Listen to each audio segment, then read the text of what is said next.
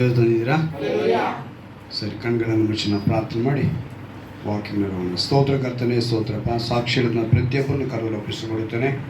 ಅವರು ಸಾಕ್ಷಿ ನೆಲೆಗೊಳ್ಳುವಂತೆಯೂ ಹಾಗೆ ಬಂದಿರುವಂಥ ಪ್ರತಿಯೊಬ್ಬರು ಕೂಡ ನಿನಗಾಗಿ ವಾಕ್ಯದಲ್ಲಿ ಬದುಕುವಂತೆ, ವಾಕ್ಯದ ನೆಲೆಗೊಳ್ಳುವಂತೆ ನಿನ್ನ ದಾಸನ ಮರೆಸಿ ನಮ್ಮೊಂದಿಗೆ ಮಾತನಾಡಬೇಕೆಂದು ಯೇಸುವನ್ನ ನಾನು ಪ್ರಾರ್ಥಿಸ್ತೇನೆ.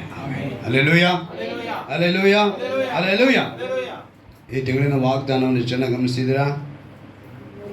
ಓಕೆ. ಸೊ ಯಾವ ಅಧ್ಯಾಯ?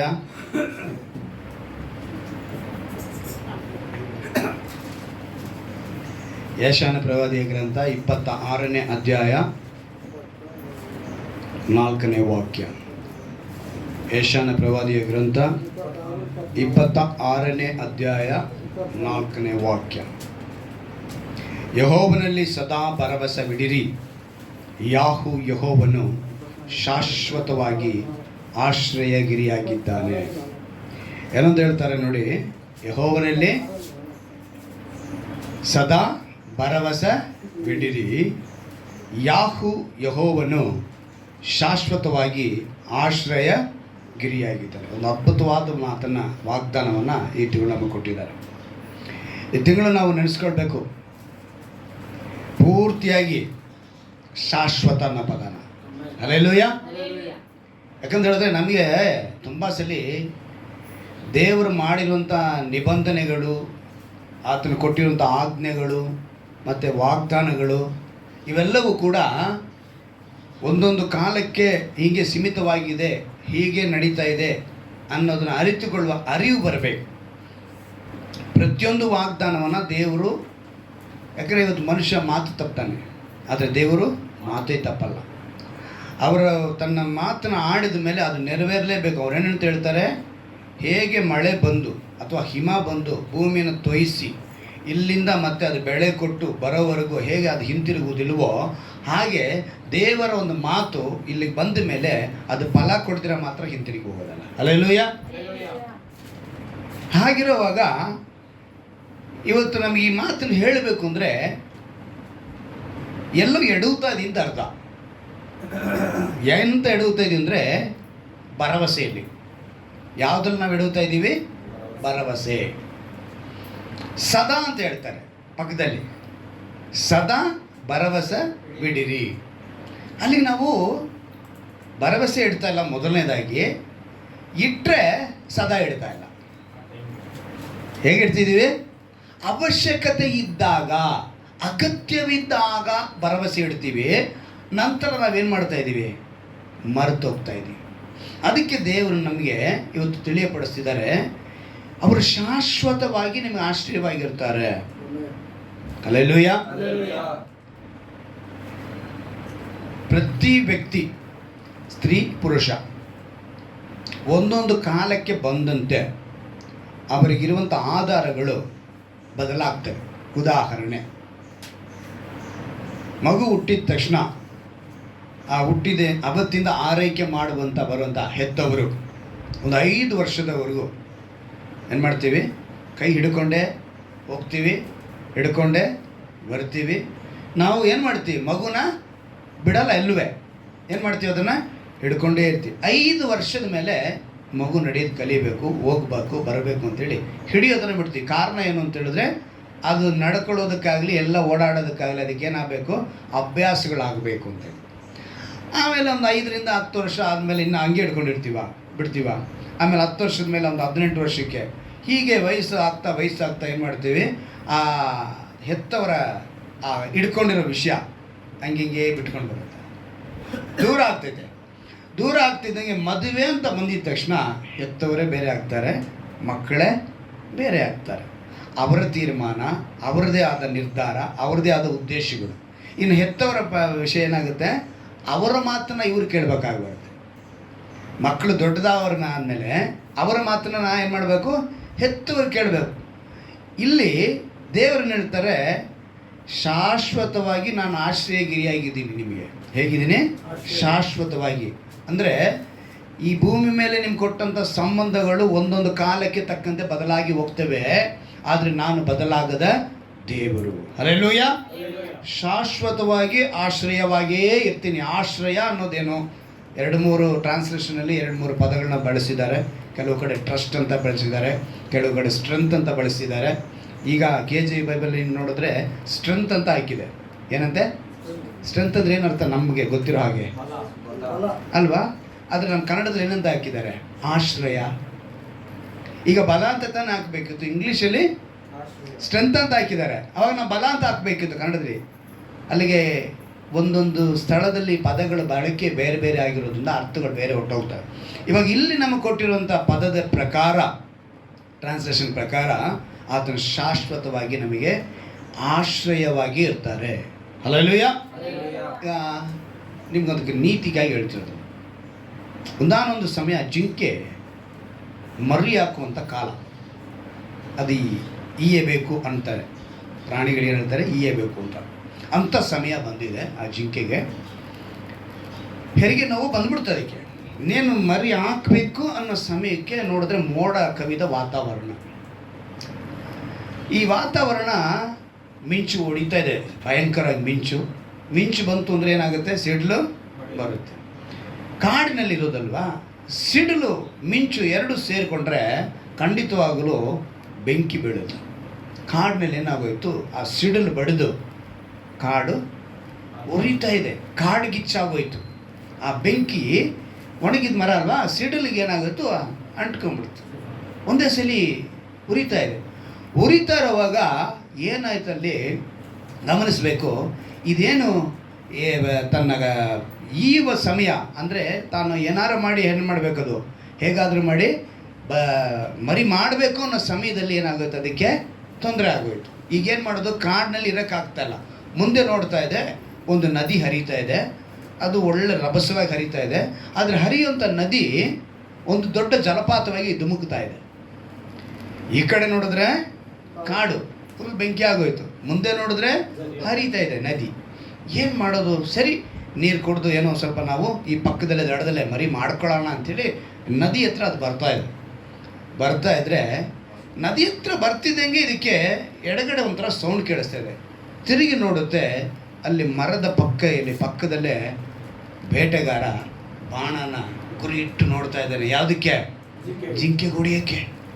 ಗಮನಿಸ್ಬಿಡ್ತು, ಅರೆ ಇವನು ಬೇರೆ ಇದ್ದಾನೆಯೇ, ಏನು ಮಾಡೋದು? ಸರಿ, ನಾವು ಬಲಕ್ಕೆ ಓಡೋಣ ಅಂತೇಳಿ ನೋಡುವಾಗ ಮುಳ್ಳಿನ ಪೊದೆನಲ್ಲಿ ಶೇಕ್ ಆಗ್ತಾ ಇದೆ. ಏನು ಅಂತ ಗಮನಿಸಿದ್ರೆ ಅಲ್ಲಿ ಸಿಂಹ ಕುಳಿತಿದೆ, ಹೊಂಚಾಗ್ತಾ ಇದೆ. ಸಿಂಹ ಹೊಂಚಾಗ್ತಾ ಇದೆ ಮುಳ್ಳಿನ ಪೊದೆಯಲ್ಲಿ. ಎಡಗಡೆ ಬೇಟೆಗಾರ ಬಿಲ್ಲಿಗೆ ಬಾಣ ಇಟ್ಟು ಗುರಿ ಇಟ್ಟು ನೋಡ್ತಾ ಇದ್ದಾನೆ. ಹಿಂದುಗಡೆ ಬೆಂಕಿ, ಕಾಡ್ಗಿಚ್ಚು. ಮುಂದೆ ನೀರು ರಭಸವಾಗಿ ಹರಿತಾ ಇದೆ. ಆದರೆ ದೊಡ್ಡ ಜಲಪಾತ. ಇದರಲ್ಲಿ ಧುಮುಕಿದ್ರೆ ಇವಾಗ ಎಲ್ಲಿ ಬೀಳಬೇಕದು? ಜಲಪಾತ ಅಂದ್ರೇನು? ಮೇಲ್ಗಡೆಯಿಂದ ಬೀಳುವಂಥ ಸ್ಥಳ. ಜಿಂಕೆ ಅಂತೂ ಇವತ್ತು ನನ್ನ ಕತೆ ಮುಗೀತು. ಯಾವ ಕಡೆನೂ ದಾರಿ ಇಲ್ಲ. ಹಿಂದೆ ಬೆಂಕಿ, ಎಡಕ್ಕೆ ಬೇಟೆಗಾರ, ಬಲಕ್ಕೆ ಸಿಂಹ, ಮುಂದೆ ಹರಿಯುವಂಥ ನದಿ.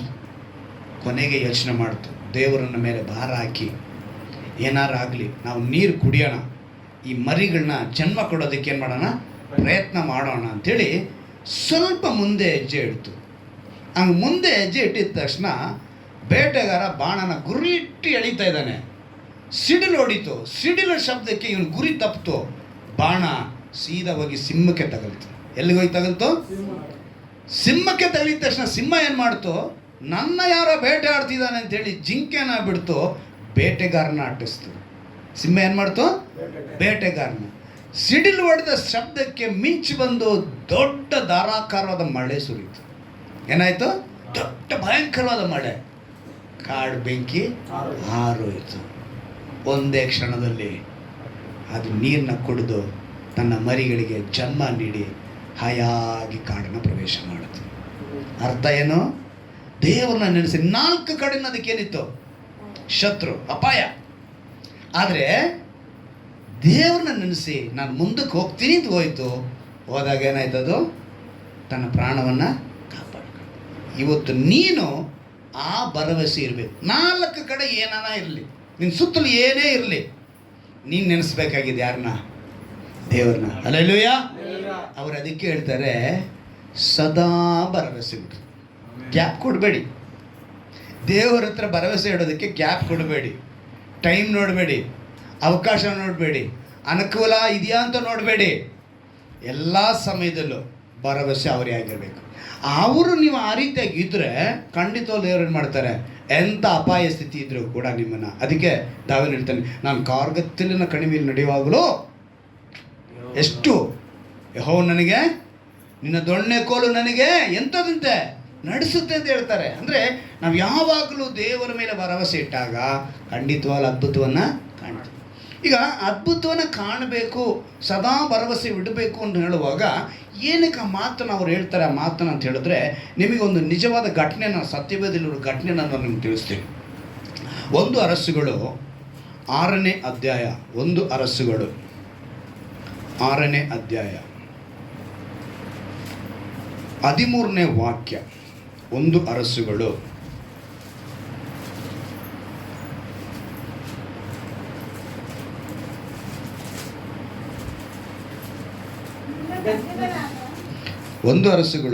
6ನೇ ಅಧ್ಯಾಯ 13ನೇ. ನನ್ನ ಪ್ರಜೆಗಳಾದ ಇಸ್ರಾಯೇಲ್ಯರನ್ನು ಕೈ ಬಿಡದೆ ಅವರ ಮಧ್ಯದಲ್ಲೇ ವಾಸಿಸುವೆನು ಎಂದು ಹೇಳಿದನು. ಹಲ್ಲೆಲೂಯ. ಈಗ ಭರವಸೆ ಹೆಂಗಿದೆ ಅಂತ ಹೇಳಿದ್ರೆ ಆತನೇನಂತ ಹೇಳ್ತಾನೆ, ನನ್ನ ಪ್ರಜೆಗಳಾದ ಇಸ್ರಾಯೇಲ್ಯರನ್ನು ಕೈ ಬಿಡದೆ. ಸದಾ ಭರವಸೆ ಇಟ್ಟರೆ ಆತನ ಪ್ರಜೆಗಳಾಗಿ ನೀವು ಇದ್ದಾಗ, ಈಗ ಭರವಸೆ ಇಡೋರು ಯಾರಾಗಿರ್ತಾರೆ? ಆತನ ಪ್ರಜೆ ಆಗಿರಬೇಕು. ಯಾರಾಗಿರಬೇಕು ಅಲ್ವಾ?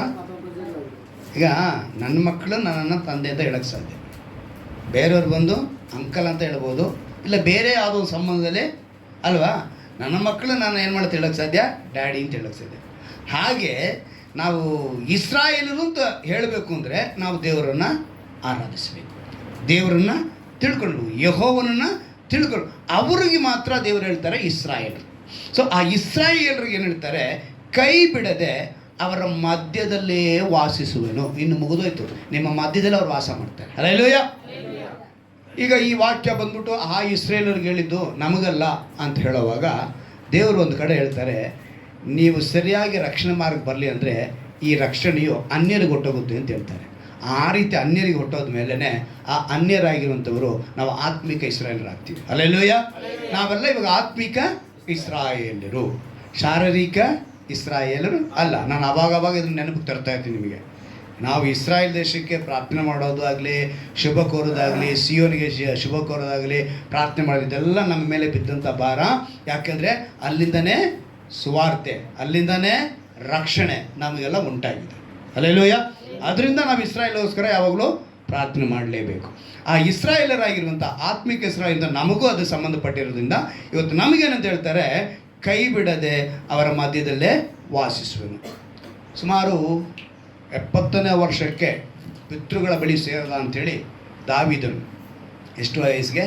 ಒಂದು 70 ವಯಸ್ಸಿಗೆ ಪಿತೃಗಳ ಬಳಿ ಸೇರಿದ ಅಂಥೇಳಿ ಸತ್ಯವೇದದಲ್ಲಿ ನಾವು ಕಾಣ್ತೀವಿ. ಅವನ ಮನಸ್ಸಿನಲ್ಲಿ ಅವನ ನಂತರ ಸೊಲೊಮೋನನು ರಾಜನಾಗಬೇಕು. ಯಾರಾಗಬೇಕು?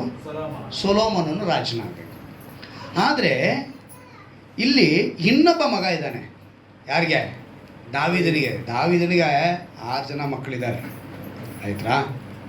ಅದು ಬೇರೆ ಸಬ್ಜೆಕ್ಟು, ಬೇರೆ ರೀತಿ. ಯಾರು ಇವಾಗ ಇನ್ನೊಬ್ಬ ಮಗನ ಕುರಿತು ಹೇಳ್ತೀನಿ. ಅವನಿಗೆ ಹಗ್ಗೀತಳು ಎಂಬ ಹೆಂಡತಿ ಇರ್ತಾಳೆ. ಯಾರಿಗೆ? ದಾವೀದನಿಗೆ. ಅವಳಿಂದ ಹುಟ್ಟಿದವನು ಅವನು ಅದೋನಿಯ ಅಂತ ಹೆಸರು. ಅವನ ಹೆಸರೇನು? ಅದೋನಿಯ. ಇವನೇನು ಮಾಡ್ತಾನೆ?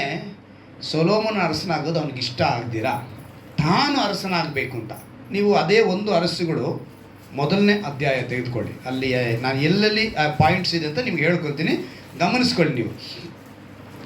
ಅಲ್ಲಿ 5ನೇ ವಾಕ್ಯದಲ್ಲಿ ಬರೆದಿದ್ದ ನೋಡಿ, ಹಗ್ಗೀತಳ ಮಗನಾದ ಅದೋನಿಯನು ನಾನೇ ಅರಸನಾಗತಕ್ಕವನು ಎಂಬುದಾಗಿ ಒಪ್ಪಿಕೊಂಡು ತನಗೋಸ್ಕರ ರಥಾಶ್ವಗಳನ್ನು ಮುಂದೆ ಓಡುವುದಕ್ಕಾಗಿ 50 ಮಂದಿ ಸಿಪಾಯಿಗಳನ್ನಿಟ್ಟುಕೊಂಡನು. ಅವನ ತಂದೆ, ಇಲ್ಲಿ ಗಮನಿಸ್ಬೇಕು ನೀವು, ಇಲ್ಲಿ ಏನಂತ ಬರೆಯಲ್ಪಟ್ಟಿದೆ? ಹಗ್ಗೀತಳ ಮಗನಾದ ಅದೋನಿಯನು. ಇವನು ದಾವೀದನ ಮಗನೇ. ಅಂದರೆ ಹಗ್ಗೀತಳು ದಾವೀದನ ಹೆಂಡತಿ. ಅರ್ಥ ಆಯ್ತಾ? ದಾವೀದನಿಗೆ ಎಷ್ಟು ಜನ ಹೆಂಡತಿ ಇದ್ರು ಆಮೇಲೆ ನಾವು ನೋಡ್ಕೊಳ್ಳೋಣ. ಇವಾಗ ಈ ಹೆಂಡತಿ ಕುರಿತು ಅಲ್ಲಿ ಬರೆಯಲ್ಪಟ್ಟಿದೆ, ವಾಕ್ಯದ ಕುರಿತು ಬರೆಯಲ್ಪಟ್ಟಿದೆ.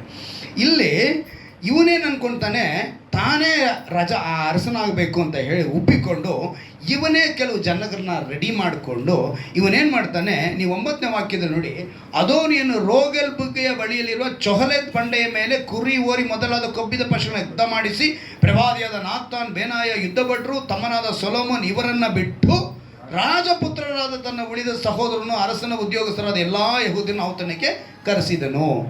ಸೊಲೊಮೋನನ್ನು ಬಿಟ್ಬಿಟ್ಟ, ಪ್ರವಾದಿಯಾದ ನಾತಾನನ್ನು ಬಿಟ್ಬಿಟ್ಟ, ಇವ್ರನ್ನ ಬಿಟ್ಟು ಮಿಕ್ಕಿದ ಬೇಕಾಗಿರೋ ಅಂದರೆ ಇವನಿಗೆ ಯಾರು ಬೇಕೋ ಅಂಥವ್ರನ್ನ ಮಾತ್ರ ಕರೆಸಿ ಇವನೇ ಹೋಗಿ ಚೊಹೇಲ್ ಬೆಟ್ಟದಲ್ಲಿ ಯಜ್ಞವನ್ನು ಅರ್ಪಿಸಿ ಅರಸನಾಗಬೇಕು ಅಂತ ಇವನೇ ಪಟ್ಟಾಭಿಷೇಕ ಅವನೇ ಮಾಡ್ಕೊತಾವನೆ. ಯಾರು? ಅದೋನಿಯ.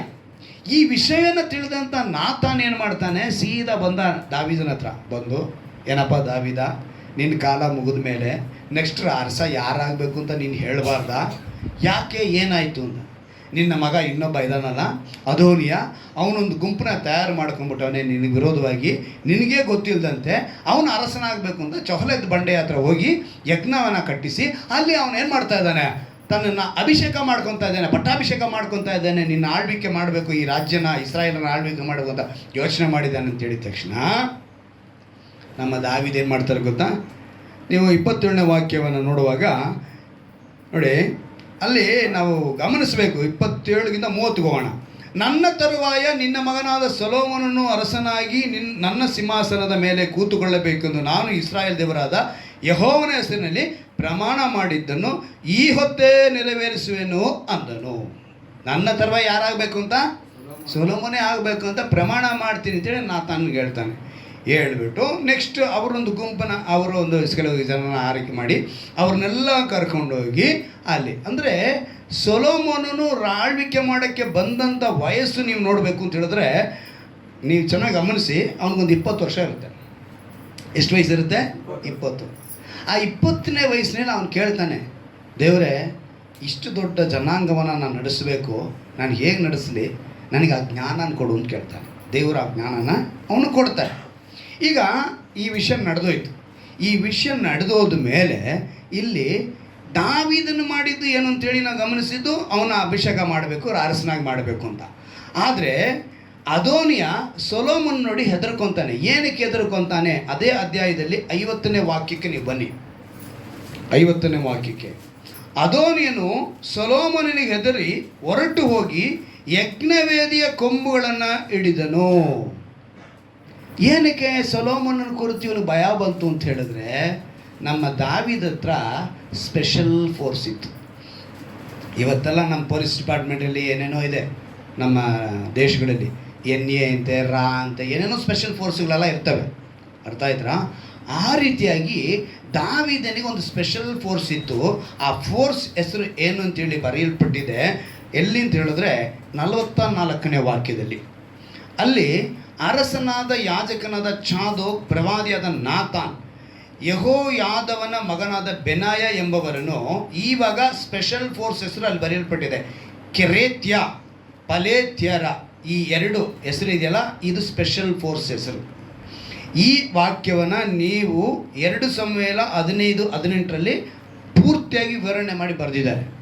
ಈ ಹೆಸರಿನ ಪ್ರಾಮುಖ್ಯತೆ ಏನು, ಇವರು ಏನಾಗಿದ್ದಾರೆ, 2 ಸಮುವೇಲ 15ನೇ ಅಧ್ಯಾಯದಲ್ಲಿ 18ನೇ ವಾಕ್ಯದಲ್ಲಿ ಇದನ್ನು ಗಮನಿಸ್ಬೋದು.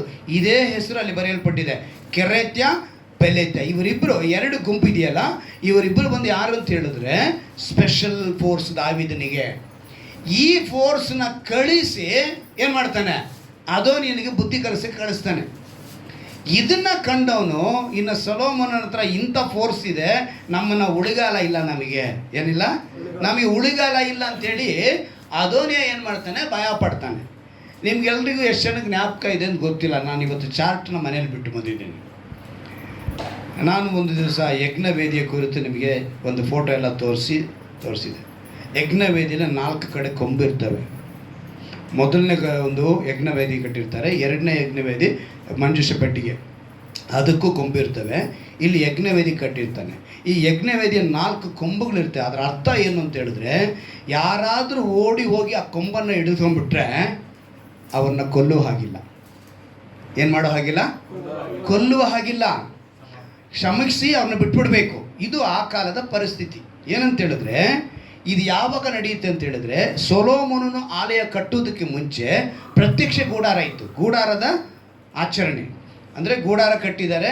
ಅಲ್ಲಿ ಮೊದಲನೇದಾಗಿ ಪ್ರಾಕಾರ, ಆಮೇಲೆ ಕಂಬ, ಆಮೇಲೆ ಇದು ತೊಟ್ಟಿ, ಆಮೇಲೆ ಪರಿಶುದ್ಧ ಸ್ಥಳ, ಎಡಕ್ಕೆ ರೊಟ್ಟಿ ಇಡೋದು, ಒಂದೊಂದು ಕಡೆ ದೀಪ ಇಡೋದು, ಮುಂದಕ್ಕೆ ಅತಿ ಪರಿಶುದ್ಧ ಸ್ಥಳ, ಮಧ್ಯದಲ್ಲಿ ತೆರೆ. ಇದು ಪ್ರತ್ಯಕ್ಷ ಗೂಡಾರದ ಒಂದು ಸಿಚುವೇಶನ್, ಇದು ಪರಿಸ್ಥಿತಿ.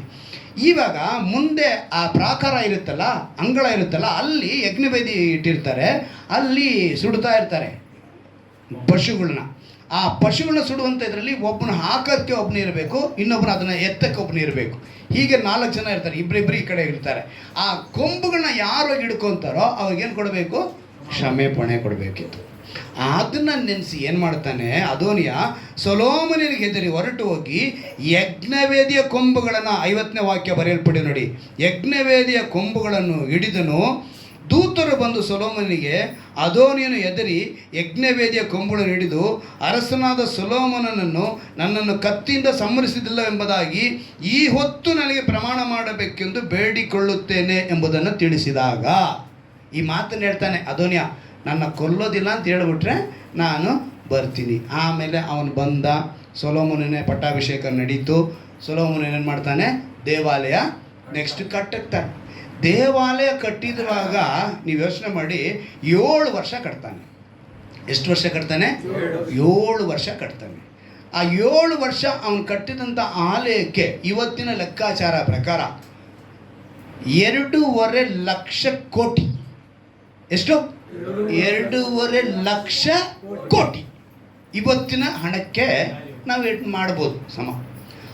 7 ವರ್ಷ ಅಂಥ ಒಂದು ಆಲಯವನ್ನು ಕಟ್ಟಿ, ಅಂಥ ಆಲಯದಲ್ಲಿ ಶೆಕಿನ ಮಹಿಮೆ ಇಳಿದು ಅದ್ಭುತವಾದ ರೀತಿಯಲ್ಲಿರುವಾಗಲೇ ಈ 6ನೇ ಅಧ್ಯಾಯದ ಈ ವಾಕ್ಯವನ್ನು ದೇವರು ಹೇಳೋದು. ನೀವು ಮೇಲ್ಗಡೆ ನೋಡಿ, 6ನೇ ಅಧ್ಯಾಯ ಮೇಲೆ ಹೇಳಿ, ದೇವಾಲಯವನ್ನು ಕಟ್ಟಿದ್ದು ಅಂತ ಬರೆಯಲ್ಪಟ್ಟಿರುವಂಥ ಸಮಯದಲ್ಲಿ ಇಲ್ಲಿ ಹೇಳಲ್ಪಟ್ಟಿದೆ, ನನ್ನ ಪ್ರಜೆಗಳಾದ ಇಸ್ರಾಯೇಲನ್ನು ನಾನೇನು ಮಾಡಲ್ಲ?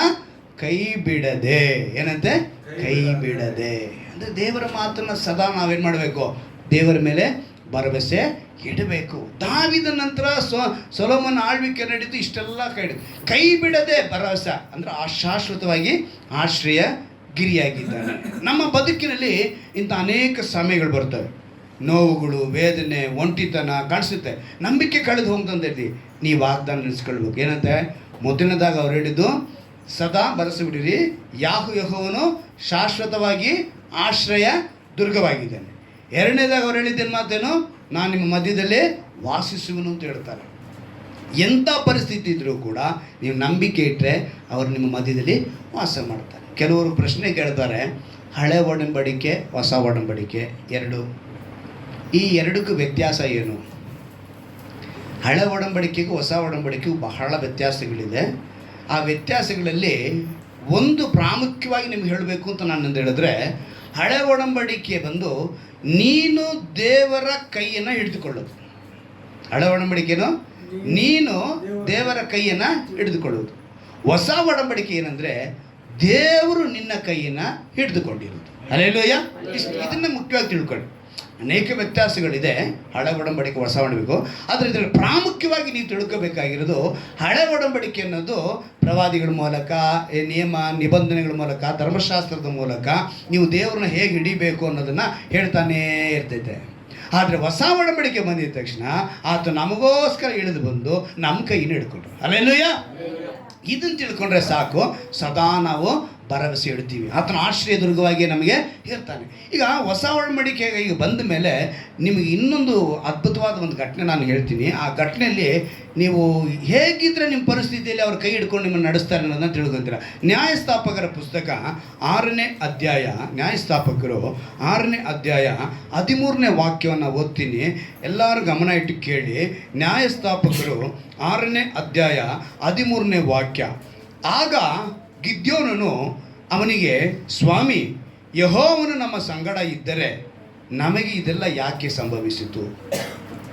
ಯೆಹೋವನು ನಮ್ಮ ಸಂಗಡ ಇದ್ದರೆ ಯಾಕೆ ಇದೆಲ್ಲ ಸಂಭವಿತು? ಪ್ರಶ್ನೆ ಆಗ್ತಾ ಇದ್ದಾನೆ.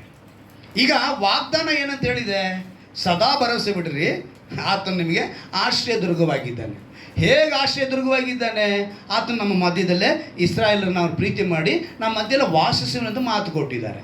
ಆದರೆ ಇಲ್ಲಿ ಗಿದ್ಯೋನನ್ನು ಹೇಳ್ತಾನೆ, ಯೆಹೋವನು ಯಾಕೆ ಏನಂತ ಹೇಳ್ತಾನೆ, ಇದೆಲ್ಲ ಸಂಭವಿಸಿತು. ಏನು ಸಂಭವಿಸಿತು? ನಮ್ಮ ಹಿರಿಯರು ಯೆಹೋವನು ಅದ್ಭುತಗಳನ್ನು ನಡೆಸಿ ತಮ್ಮನ್ನು ಐಗುಪ್ತದಿಂದ ಬಿಡಿಸಿದನೆಂಬುದಾಗಿ ವಿವರಿಸುತ್ತಿದ್ದರು. ಇವನು ಹೇಳ್ತಿದ್ದಾನೆ, ನಮ್ಮ ಈ ಹಿರಿಯರು ಅವರೆಲ್ಲ ಹೇಳೋರಪ್ಪ, ಯೆಹೋವನಿಂದ ಅದ್ಭುತ ಮಾಡಿ ನಮ್ಮ ಪೂರ್ವಿಕರನ್ನ ಬಿಡಿಸ್ಕೊಂಬಂದ್ರು, ಪಿತೃಗಳನ್ನ ಬಿಡಿಸ್ಕೊಂಬೋದು ಅಂತ ಹೇಳ್ತಿದ್ದಾರೆ ಅಂತ ಹೇಳ್ತಾ ಇದ್ದಾನೆ. ಹೇಳ್ಬಿಟ್ಟು ಹೇಳ್ತಾನೆ, ಅಂಥ ಅದ್ಭುತಗಳು ಈಗೆಲ್ಲಿವೆ? ಈ ಪ್ರಶ್ನೆ ನಮ್ಮಲ್ಲಿದೆ. ಐಗುಪ್ತದಿಂದ ಇಸ್ರಾಯೇಲ್ನ ಬಿಡಿಸ್ಕೊಂಬರ್ಬೇಕಾದ್ರೆ ಅವತ್ತು ಅಷ್ಟು ದೊಡ್ಡ ದೊಡ್ಡ ಅದ್ಭುತಗಳನ್ನು ಮಾಡಿದ್ರಲ್ಲ, ಇವತ್ತಿಲ್ಲಿ ಅದ್ಭುತಗಳು ಪ್ರಶ್ನೆ ಮಾಡ್ತಾರೆ. ನಮ್ಮಲ್ಲಿ ಅಂಥ ಪ್ರಶ್ನೆಗಳು ಬಂದ್ಬಿಡ್ತವೆ, ಉದ್ಭವಿಸುತ್ತವೆ. ನಾವೇನು ಮಾಡ್ತೀವಿ, ಏನಿದು ನಮ್ಗೆ ಯಾಕೆ ನಡೀತಾಯಿಲ್ಲ ಅಂತೆಲ್ಲ ಅದ್ಭುತಗಳು ನಡೀತಾರೆ ಅಂತ. ಈಗ ಗಿದ್ಯೋನಿಗೆ ಅದೇ ಪ್ರಶ್ನೆ ಬಂದ್ಬಿಟ್ಟಿದೆ. ಅದೇ ಏನು ಹೇಳ್ತಾನೆ, ಎಲ್ಲಿ ಆತನು ನಮ್ಮನ್ನು ತಿರಸ್ಕರಿಸಿ ಮಿದ್ಯಾನರ ಕೈಗೆ ಒಪ್ಪಿಸಿ ಬಿಟ್ಟಿದ್ದಾನಲ್ಲ ಅಂತೇಳಿ ಹೇಳ್ತಾನೆ. ಯಾರ ಕೈಗೆ ಒಪ್ಪಿಸಿದಾನಂತೆ? ಈ ಮಿದ್ಯಾನರು ಯಾರು ಅಂತ ಗೊತ್ತಾ ನಿಮಗೆ? ಅದನ್ನು ಹೇಳ್ತೀನಿ, ಚೆನ್ನಾಗಿ ತಿಳ್ಕೊಳ್ಳಿ, ಜ್ಞಾಪಕದಲ್ಲಿ ಇಟ್ಕೊಳ್ಳಿ. ವಾಕ್ಯಗಳು ಹೇಳುವಾಗ ದೇವರು ನಿಮಗೆ ಒಳ್ಳೆ ಸತ್ಯವಾದ ಜ್ಞಾನದಿಂದ ನಮ್ಮನ್ನು ತುಂಬಿಸ್ತಾ ಇದ್ದಾರೆ.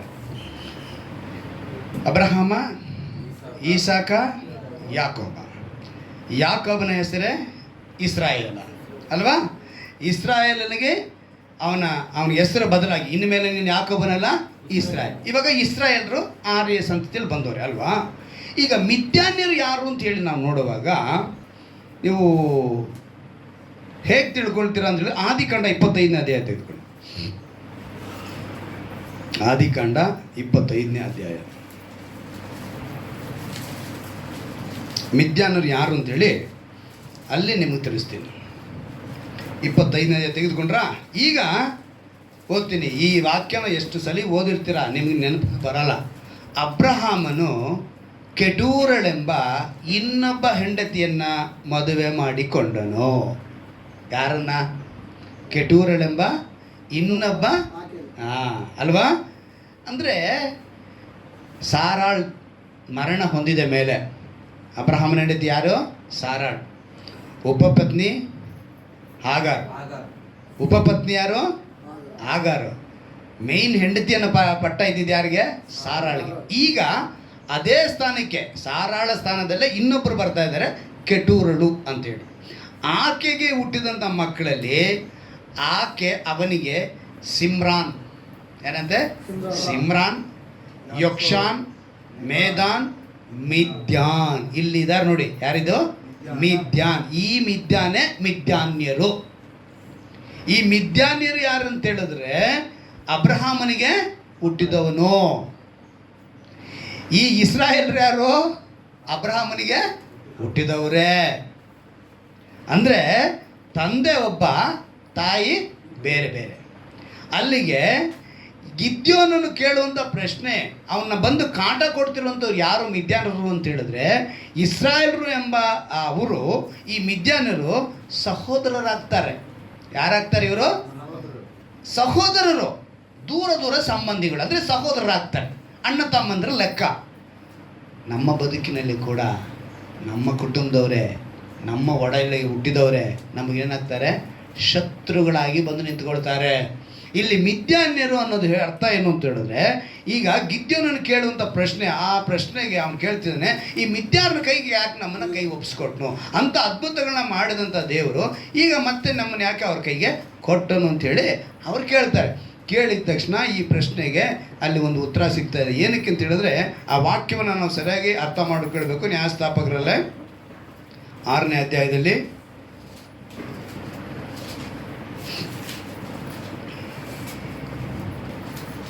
ಏನಂತ ಹೇಳ್ತಾನೆ, ನಮ್ಮನ್ನು ಯಾಕೆ ತಿರಸ್ಕರಿಸಿ ಮಿದ್ಯಾನರ ಕೈಗೆ ಒಪ್ಪಿಸಿ ಬಿಟ್ಟಿದ್ದಾನಲ್ಲ. ಈ ಮಿದ್ಯಾನರ ಕೈ ಕೆಲಸ ಏನು ಅಂತ ಹೇಳಿದ್ರೆ, ಇವನು ಅವರು ಏನು ಸಂಪಾದನೆ ಮಾಡಿರ್ತಾರೋ ಅದನ್ನು ದೋಚ್ಕೊಂಡು ಹೋಗೋದು. ಈ ವಿಷಯ ಹೇಳೋದಕ್ಕೆ ಮುಂಚೆ ಗಿದ್ಯೋನನು ಎಲ್ಲಿದ್ದ ಅಂತೇಳಿ 11ನೇ ವಾಕ್ಯದಲ್ಲಿ ನಾವು ಗಮನಿಸಿಟ್ಕೊಳ್ತೀವಿ. ಆಮೇಲೆ ಯೆಹೋವನ ದೂತನು ಬಂದು ಒಪ್ರದಲ್ಲಿದ್ದ ಎಲ್ಲಾ ವೃಕ್ಷದ ಅಡಿಯಲ್ಲಿ ಕೂತುಕೊಂಡನು. ಅದು ಅಬೀಯೆಜೆರ ಗೋತ್ರದವನಾದ ಯೋವಾಬನಾಗಿದ್ದು, ಅವನ ಮಗನಾದ ಗಿದ್ಯೋನನು ಮಿದ್ಯಾನ್ಯರಿಗೆ ಗೊತ್ತಾಗದ ಹಾಗೆ ಅಲ್ಲಿನ ದ್ರಾಕ್ಷೆಯ ಆಲೆಯ ಮರೆಯಲ್ಲಿ ಗೋಧಿಯನ್ನು ಬಡಿಯುತ್ತಿದ್ದನು. ಎಲ್ಲಿ ಬಡಿಯುತ್ತಿದ್ದಾನೆ ಗೋಧಿಯನ್ನು ಅಂತ ಹೇಳಿದ್ರೆ ದ್ರಾಕ್ಷೆಯ ಅಲೆ. ದ್ರಾಕ್ಷೆ ಅಲೆಯಲ್ಲಿ ಏನು ಮಾಡಬೇಕು? ಆದರೆ ಇವನೇನು ಮಾಡ್ತಾ ಇದ್ದಾನೆ ಅಂದರೆ, ಇವನು ಮಿದ್ಯಾನ್ಯರಿಗೆ ಭಯ ಬಂದು ಅವರಿಗೆ ಭಯಪಟ್ಟು ದ್ರಾಕ್ಷೆ ಅಲೆಯಲ್ಲಿ ಅಂದರೆ ದ್ರಾಕ್ಷೆ ರಸ ಮಾಡಬೇಕಂತ ಸ್ಥಳಕ್ಕೆ ಹೋಗಿ ಗೋಧಿ ತಗೊಂಡೋಗಿ ಬಡಿತಾ ತನಗೊಂದೊತ್ತು ಊಟನಾರು ನಾವು ಮಾಡಿಕೊಂಡು ಇಲ್ಲಿ ಬದುಕೊಳ್ಳೋಣ ಅಂತೇಳಿ ಬಚ್ಚಿಟ್ಕೊಂಡಿದ್ದಾನೆ. ಏನು ಮಾಡ್ತಿದ್ದಾನೆ ಅವನು? ಬಚ್ಚಿಟ್ಕೊಂಡಿದ್ದಾನೆ. ಅವನು ಬಚ್ಚಿಟ್ಕೊಂಡಿರೋದು ಏನಕ್ಕೆ ಅಂತ ಹೇಳಿದ್ರೆ, ಮಿದ್ಯಾನ್ಯರು ಏನು ಮಾಡಿಬಿಟ್ಟಿದ್ದಾರೆ, ದಂಡೆತ್ತಿ ಇವರ ಮೇಲೆ ಯುದ್ಧಕ್ಕೆ ಬಂದ್ಬಿಟ್ಟು, ಇವರು ಇಸ್ರಾಯೇಲ್ ಮೇಲೆ ಬಂದಿರೋದು. ಇವರು ತನ್ನ ಸಹೋದರರು ಅವರು ಅನ್ನೋದನ್ನು ಮರೆತು ಇವರೇನು ಮಾಡಿದ್ದಾರೆ. ಇವತ್ತು ಕೆಲವೊಮ್ಮೆ ನಮಗೆ ನಮ್ಮ ಸ್ವಂತ ಕುಟುಂಬಗಳಲ್ಲೇ ಇಂಥ ಪರಿಸ್ಥಿತಿ ಉಂಟಾಗುತ್ತೆ. ನಮ್ಮ ಸ್ವಂತದವ್ರು ಏನು ಮಾಡ್ತಾರೆ, ನಮ್ಮ ಮೇಲೆ ದ್ವೇಷ ಕಟ್ತಾರೆ. ನಮ್ಮನ್ನು ಹೇಗೆ ಮಾಡ್ತಾರೆ ಅಂತ ಹೇಳಿದ್ರೆ, ನಾವು ಯಾರನ್ನ ಹೆಚ್ಚಾಗಿ ಪ್ರೀತಿಸ್ತೀವೋ ಅವರೇ ನಮ್ಗೆ ತಿರುಗಿ ಬೀಳ್ತಾರೆ. ನೀವು ಯಾರನ್ನ ಹೆಚ್ಚಿಗೆ ಪ್ರೀತಿಸಿ ಅವ್ರು ನಮಗೆ ತಿರುಗಿ ಬೀಳ್ತಾರೆ. ಅಂಥ ಒಂದು ಸನ್ನಿವೇಶಗಳು, ಸಂದರ್ಭಗಳು. ಯಾರನ್ನ ನಂಬ್ತೀವೋ ಅವರು ಕೂಡ ನಮಗೆ ತಿರುಗಿ ಬೀಳ್ತಾರೆ. ಪ್ರೀತಿಸಿದವರು ತಿರುಗಿ ಬೀಳ್ತಾರೆ, ಯಾರು ನಂಬ್ತೀವೋ ಅವರು ನಮ್ಮನ್ನು ತಿರುಗಿ ನಮ್ಮ ಮೇಲೆ ಬೀಳ್ತಾರೆ. ಇಂತಹ ಸನ್ನಿವೇಶದಲ್ಲಿ ನಾವೇನು ಇಲ್ಲಿ ಇವನು ಹೇಳ್ತಾನೆ, 7ನೇ ಅಧ್ಯಾಯಕ್ಕೆ ಬನ್ನಿ, ಅಲ್ಲಿ ಒಂದು ಮಾತು ಬರೆಯಲ್ಪಟ್ಟಿದೆ. 12ನೇ ವಾಕ್ಯ, ಮಿದ್ಯಾನ್ಯರು ಅಮಲೇಕ್ಯರು ಮೂಡಣ ದೇಶದವರು ಮಿಡತೆಗಳಂತೆ ಗುಂಪಾಗಿ ತಗ್ಗಿನಲ್ಲಿ ಇಳುಕೊಂಡಿದ್ದರು. ಅವರ ಒಂಟೆಗಳು ಸಮುದ್ರ ತೀರದ ಮರಳಿನಂತೆ ಅಸಂಖ್ಯವಾಗಿದ್ದುವಂತೆ. ಹೆಂಗಿದ್ದಂತೆ? ಒಂಟೆಗಳು ಅಸಂಖ್ಯವಾಗಿದ್ದು ಮರಳಿನಂತೆ. ಅಲ್ಲಿಗೆ ಗಿದ್ದವನಿಗೆ ಭಯ ಬಂದು ಬಚ್ಚಿಟ್ಟೋದು ಕಾರಣ ಏನು ಅಂತ ಹೇಳಿದ್ರೆ, ಒಂದು ಕಡೆ ಇವರು ಮಿಡತೆಗಳಂತೆ ಬಂದುಬಿಟ್ಟಿದ್ದಾರೆ ದಂಡೆತ್ತಿ. ಮಿಡತೆ ಅಂದಿದ ತಕ್ಷಣ ಒಂದು ಜ್ಞಾಪಕ ಬರುತ್ತೆ. ಕೋವಿಡ್ ಟೈಮಲ್ಲಿ ನಾರ್ತ್ ಇಂಡಿಯನ್ನಲ್ಲಿ ಒಂದು ಘಟನೆ ನಡೀತು, ಗೊತ್ತಾ? ಎಷ್ಟು ಜನಕ್ಕೆ ಜ್ಞಾಪಕ ಇದೆ ಅಲ್ವಾ? ಮಿಡತೆಗಳ ಗುಂಪು ಬಂದು ಎಲ್ಲವನ್ನ ತಿಂದಾಕ್ಬಿಟ್ವು. ದಂಡಾಗಿ ಬಂದುವಂತೆ. ಅದು ಬಂದಾಗ ಹೊಗೆ ಹಾಕೋದು ಒಂದು ಕಡೆ, ಇನ್ನೊಂದು ಕಡೆ ತಮಟೆ ಬಾರಿಸ್ಬೇಕು, ಏನೇನೋ ಶಬ್ದ ಮಾಡಿದ್ರು ಮಿಡತೆಗಳು ಹೋಗ್ಬೇಕಂತ. ಅಂದರೆ ಅಂಥ ಕಾಲಗಳು ಬರ್ತೇವೆ ಅನ್ನೋ ಗುರ್ತಾಗಿ ಅವತ್ತು ನಡೀತು. ಅಂದರೆ ಇವತ್ತು ಅವತ್ತಿನ ದಿವಸದಲ್ಲಿ ಮಿದ್ಯಾನರು ಹೆಂಗೆ ಬಂದಿದ್ದಾರಂತೆ, ಮಿಡತೆಗಳಂತೆ ಬಂದುಬಿಟ್ಟಿದ್ದಾರೆ. ಮಿಡತೆಗಳಿಂದ ಬಂದು ಇವ್ರ ಮೇಲೆ ದಂಡೆತ್ತಿ ಬಂದರೆ. ಮಿದ್ಯಾನರ ಗುಣ ನಿಮಗೆ ಚೆನ್ನಾಗಿ ಅರ್ಥ ಆಗೋ ಥರ ಹೇಳ್ತೀನಿ. ಈಗ ನಾವು ಕಷ್ಟಪಟ್ಟು ಕೆಲಸ ಮಾಡಿದ್ದೀವಿ, ಸಂಬಳ ಬಂದಿದೆ. ಸಂಬಳ ಎತ್ಕೊಂಡು ಆಚೆ ಬಂದಿದ ತಕ್ಷಣ ಕಿತ್ಕೊಂಡು ಹೋಗ್ಬಿಡ್ತಾನೆ. ಕಿತ್ಕೊಂಡು ಏನು ಅನಿಸುತ್ತೆ ನಮಗೆ, ಛೇ ಇಷ್ಟೊಂದು ಕಷ್ಟಪಟ್ಟು ನಾನು ಹಿಂಗೆಲ್ಲ ಬಂದಿದ್ದೀನಿ, ಇವನೇನು ಸಂಬಳ ಕಿತ್ಕೊಂಡ್ಬಿಟ್ನೆ. ಒಂದು ಕಾಲದಲ್ಲಿ ಈ ಥರ ರೌಡಿಸಮ್ ಎಲ್ಲ ಇತ್ತು, ತುಂಬ ನಡೀತಾ ಇತ್ತು. ಏನು ಗೊತ್ತಾ, ಅವರೊಂದು ಗುಂಪಲ್ಲಿ ನಿಂತ್ಕೊಳ್ತಾರೆ, ನಮಗೆ ಅವ್ರು ಕೊಟ್ಟಿಂದ ನಾವು ಇಸ್ಕೊಂಡು ಹೋಗ್ಬೇಕು, ಸಂಪಾದನೆ ಕಿತ್ಕೊಂಡು ಹೋಗ್ತಿದ್ರು. ಆ ರೀತಿಯಾಗಿ ಅಂದರೆ 1 ತಿಂಗಳಾದರೆ ಓಕೆ, 2 ತಿಂಗಳಾದರೆ ಓಕೆ, ಪ್ರತಿ ತಿಂಗಳು ಅದೇ ಥರ ಮಾಡಿದ್ರೆ ನೀವೇನು ಮಾಡ್ತಿದ್ರಿ? ಇದು ಎಂಥ ಪರಿಸ್ಥಿತಿ, ಇದು ಎಂಥ ಪರಿಸ್ಥಿತಿ. ನೀವು 6ನೇ ಅಧ್ಯಾಯದಲ್ಲಿ 8ನೇ ವಾಕ್ಯ ನೋಡಿ. 7ನೇ ವಾಕ್ಯ, ಇಸ್ರಾಯೇಲ್ಯರು ಮಿದ್ಯಾನ್ಯರ ಕಾಟವನ್ನು ಸಹಿಸಲಾರದೆ ಯೆಹೋವನಿಗೆ ಮೊರೆಯಿಟ್ಟಾಗ. ಏನಂತೆ? ಯೆಹೋವನಿಗೆ ಮೊರೆಯಿಟ್ಟಾಗ ಸದಾ ಭರವಸೆ ಬಿಡಿರಿ ಹೇಳಿದ್ದು ದೇವರು. ಏನಂತ? ಸದಾ ಭರವಸೆ ಬಿಡಿರಿ. ಆಮೇಲೆ ಹೇಳ್ತಾರೆ, ಇಸ್ರಾಯೇಲ್ಯರ ಮಧ್ಯದಲ್ಲಿ ನಾನು ವಾಸಿಸೋಣ ಅಂತ ಹೇಳಿದ್ದಾರೆ. ಇಲ್ಲಿ ಈ ಥರ ಒಂದು ಪ್ರಾಬ್ಲಮ್ ಬರೋದಕ್ಕೆ ಕಾರಣ ಏನು ಹಂಗಾದ್ರೆ? ಅವರು ಮಧ್ಯದಲ್ಲಿ ವಾಸ ಮಾಡ್ತೀನಿ ಅಂತ ಹೇಳಿದ್ದಾರೆ, ಆದರೆ ಅವರು ಭರವಸೆ ಇಟ್ಟಿಲ್ಲ.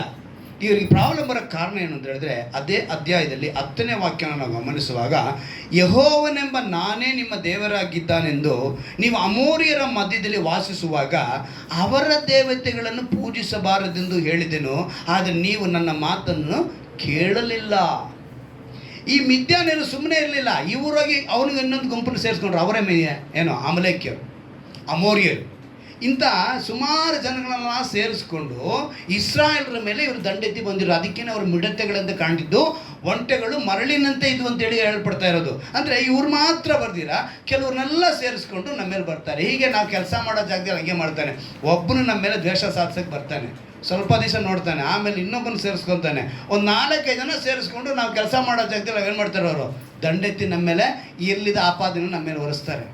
ನಮ್ಮ ಜೊತೆಲೇ ಇರ್ತಾರೆ, ನಮ್ಮ ಕುಟುಂಬದಲ್ಲೇ ಇರ್ತಾರೆ, ಒಬ್ಬರಾಗಿರ್ತಾರೆ, ಆಮೇಲೆ 3 4 ನಮ್ಮ ಮೇಲೆ ಜಗಳಕ್ಕೆ ಬರ್ತಾರೆ.